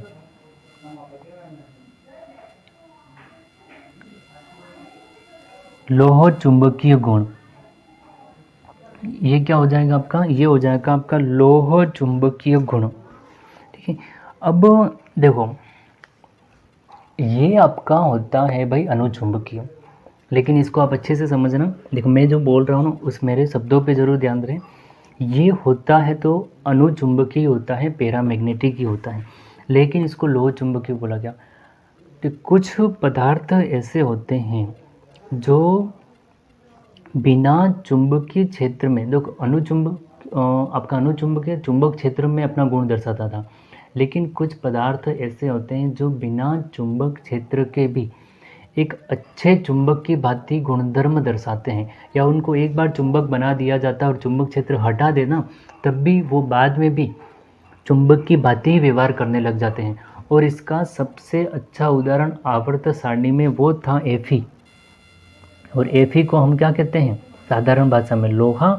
तो इस कारण इसका गुण लोह चुंबकीय याद रखा। और इसका घरेलू उदाहरण बताओ तो आपने रेत के अंदर देखा होगा, बचपन में जो चुंबक का टुकड़ा लेके हम रेत में इस तरह से मतलब करते हैं, तो सारा चुंबक मतलब जो भी लोहे के कण होते हैं वो इस चुंबक पे आके जम जाते हैं। क्योंकि ऐसा सबसे अच्छा गुण किसमें है, का रेत में कोई चुंबक क्षेत्र लगाया हमने, आप खुद सोचो कि रेत में कोई चुंबक क्षेत्र लगाया हमने, रेत में कोई चुंबक क्षेत्र लगाया नहीं है, फिर भी उस रेत में उपस्थित लोहे के कण चुंबक की ओर आकर्षित हो जाते हैं और चुंबक से चिपक जाते हैं। तो इस कारण वो क्या कहलाता है, लोह चुंबकीय गुण। यहाँ से देखें आप, देखो, ये पदार्थ चुंबकीय क्षेत्र में रखने पर चुंबकीय बल रेखाओं को अपनी ओर प्रबलता से आकर्षित करते हैं। पहला पॉइंट, चुंबक क्षेत्र की अनुपस्थिति में भी स्थायी चुंबकीय गुण दर्शाते हैं। उन्हें एक बार चुंबकित करने पर स्थायी रूप से चुंबक की बातें व्यवहार करने लग जाते हैं। और आप देखो, इसमें मैंने 2-3 बातें जो बोली है इसको और भी लिख लेना। इसको इस तरह से भी लिख सकती हूँ, ऐसा पदार्थ जो बिना चुंबकीय क्षेत्र में भी एक अच्छे चुंबक की बातें व्यवहार करता है, लोह चुंबकीय कहा जाता है, और इस गुण को लोह चुंबकत्व कहा जाता है। इसका नाम और यह गुण आवर्त सारणी में सबसे ज़्यादा Fe में या लोहे में पाया जाता है, इसलिए इसका नाम लोह चुंबकीय रखा गया है। और जिसको एक बार चुंबकत्व कर दिया जाता है तो अस्थायी रूप से चुंबक की भांति व्यवहार करता है। तो मैंने 2-3 लाइनें जो बोली इसमें नहीं इंक्लूड है, वो वीडियो को आप 1-2 बार देखते हुए बीच में इसको ज़रूर लिख लें। इसके बाद इनमें डोमेन व्यवस्थित रूप से अभिविन्यासित, डोमेन का मतलब था जो कण या आयन है ना, जो गोले हैं वो व्यवस्थित रूप से रहते हैं। अब यहाँ देखिए डोमेन, ठोस अवस्था में लोह चुंबकीय पदार्थों के धातु आयन छोटे छोटे खंडों में एक साथ सम्मिलित हो जाते हैं, उन्हें डोमेन कहा जाता है। ये यहाँ से कोई क्वेश्चन नहीं बनेगा। कहने का मतलब देखो, ये आपका ये लोह चुंबक का है, ठीक है, मैंने यहाँ बना दिया है, लेकिन ये है आपको लोह चुंबक का। कहने का मतलब लोह चुंबक जिस भी चीज़ से मिलकर बना है, जो भी खंड है या जो इसके टुकड़े हैं या आयन है या कण है, वो उनका अरेंजमेंट कैसा है, एक समान रूप से है। यदि सभी कैसे हैं, एक जैसी दिशा में, देखो सभी एक जैसी दिशा में उपस्थित है। इसके बाद देखो अब यहाँ देखें प्रतिलोह चुंबकीय, इसमें अयुग्मित इलेक्ट्रॉन एक दूसरे के विपरीत दिशा में उपस्थित होते हैं, अर्थात इनमें डोमेन एक दूसरे के विपरीत दिशा में। एग्जाम्पल याद ना, यहाँ पे डोमेन बना देना, मैं यहाँ डोमेन बना देता हूँ, 1 2 3 4 5, आप 4-5 कुछ भी ले सकते हो। अब इसमें ये बताया गया है कि डोमेन एक दूसरे के विपरीत दिशा में। कहने का मतलब यहाँ मैं इलेक्ट्रॉन भर रहा हूँ, अब ये भाई सीधा तो ये उल्टा, ये सीधा ये उल्टा और ये सीधा, डोमेन एक दूसरे की विपरीत दिशा में होते हैं, प्रतिलोह चुंबकीय कहा जाता है, प्रतिलोह चुंबकीय कहा जाता है। ये हो गया। इसके बाद फेरी चुंबकत्व, देखो फेरी चुंबकत्व ये लघुचो, ऐसे ठोस संरचना ये लोहे के चुंबकत्व के समान होती है। इनमें डोमेन, ये डोमेन याद रखना, इनमें डोमेन एक दूसरे के विपरीत लेकिन असमान रूप से अभिविन्यासित होते हैं। कैसे असमान रूप से, देखो इसमें आप देखना, यहाँ से देखो एक सीधा, दूसरा भी सीधा, तीसरा उल्टा हो गया, फिर ये 2 सीधे हो गए, फिर उल्टा हो गया, नहीं असमान रूप से है, यानी कौन सीधा कौन उल्टा कुछ फिक्स नहीं है।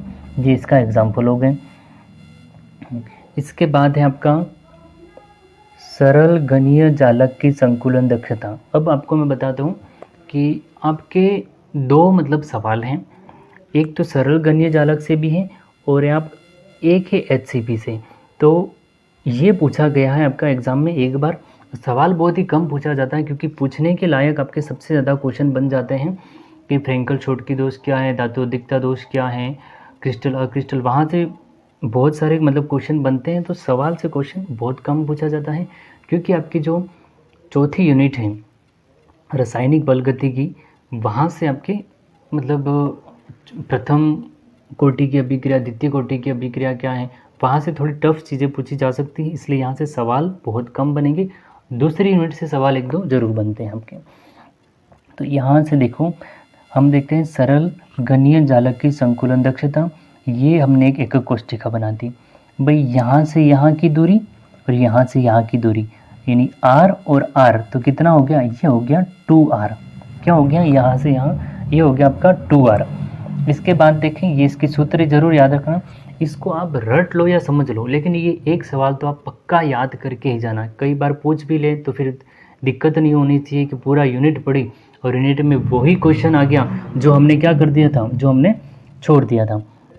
तो सरल घनीय एकक कोष्ठिका की भुजा A बराबर 2R, तो हमने क्या कर दिया 2R, तो ये हो गया इसका। इसके बाद घनीय संरचना का आयतन, घनीय संरचना का आयतन होगा 2R क्यूब, तो ये हो गया 8R। इसके बाद देखिए आप एक गोले का आयतन का सूत्र याद रखें, एक गोले का आयतन का सूत्र है 4/3 पाई R क्यूब। इसके बाद है संकुलन दक्षता, और संकुलन दक्षता का सूत्र मैंने आपको पहले ही बता दिया था, परसेंटेज वाला, ठीक है। यहाँ पे आगे परसेंटेज जरूर लिख लें, प्रतिशत संकुलन दक्षता, एक गोले का आयतन और घनीय संरचना का आयतन इंटू 100। तो एक गोले का आयतन ये रहा, एक गोले का आयतन कितना है 4/3 पाई वाला, तो ये वाली वैल्यू लग गई। और घनीय संरचना का आयतन, तो घनीय संरचना का आयतन कौन सा है 8R क्यूब वाला, तो ये मान रखा और 100 का 100 रख दिया हमने, तो ये इसका मान रख दिया। एक गोले का आयतन ये वाला और एक घनीय संरचना, और ये सारी चीज़ें हमने मान यहाँ पे रख दी है। इसके बाद देखें हमने यहाँ से यहाँ इसको काट दिया पूरा, बचा क्या 4 इंटू क्या बचा पाई, और यहाँ पे 3 इंटू 8 लिखा और 100 का 100। इसके बाद देखते हैं हम 4 का 4 और इंटू पाई का मान 22/7 लिखा है हमने। पाई के 2 मान होते हैं, ठीक है। यहाँ पे हमने इसका पहला मान लिया 22/7 वाला, 22/7 लिखा, एज इट इज़ ये सारी चीज़ें लिख ली। इसके बाद हमने क्या किया, नेक्स्ट स्टेप में 4 इंटू 22, और इसको सही करने के लिए हमने क्या किया, 7 को नीचे ले लिया और इंटू 100 कर लिया। इसके बाद में देखो, तो यहाँ देखें 4 इंटू 22 तो कितना हो जाता है 88, और 3 इंटू 8 इंटू 7 ये कितना हो जाएगा आपका 168। तो ये भागित में है, तो यहाँ से इसको दोनों को काट दिया, तो ये 21 बार और ये 11 बार कट गया, इंटू 100 का 100। देन इसके बाद में है आपका 11/21 और ये 6। तो जब ये भाग लगाया तो ये क्या हो जाएगा आपका 0.524 इंटू 100, और हमें प्रतिशत में ज्ञात करना है। तो जब इस परसेंटेज में याद करेंगे तो कितना हो जाएगा 52.4% इसकी संकुलन दक्षता होती है। कितनी हो जाएगी 52.4% इसकी संकुलन दक्षता होगी। और यहाँ पे ये सवाल कंप्लीट हो जाता है।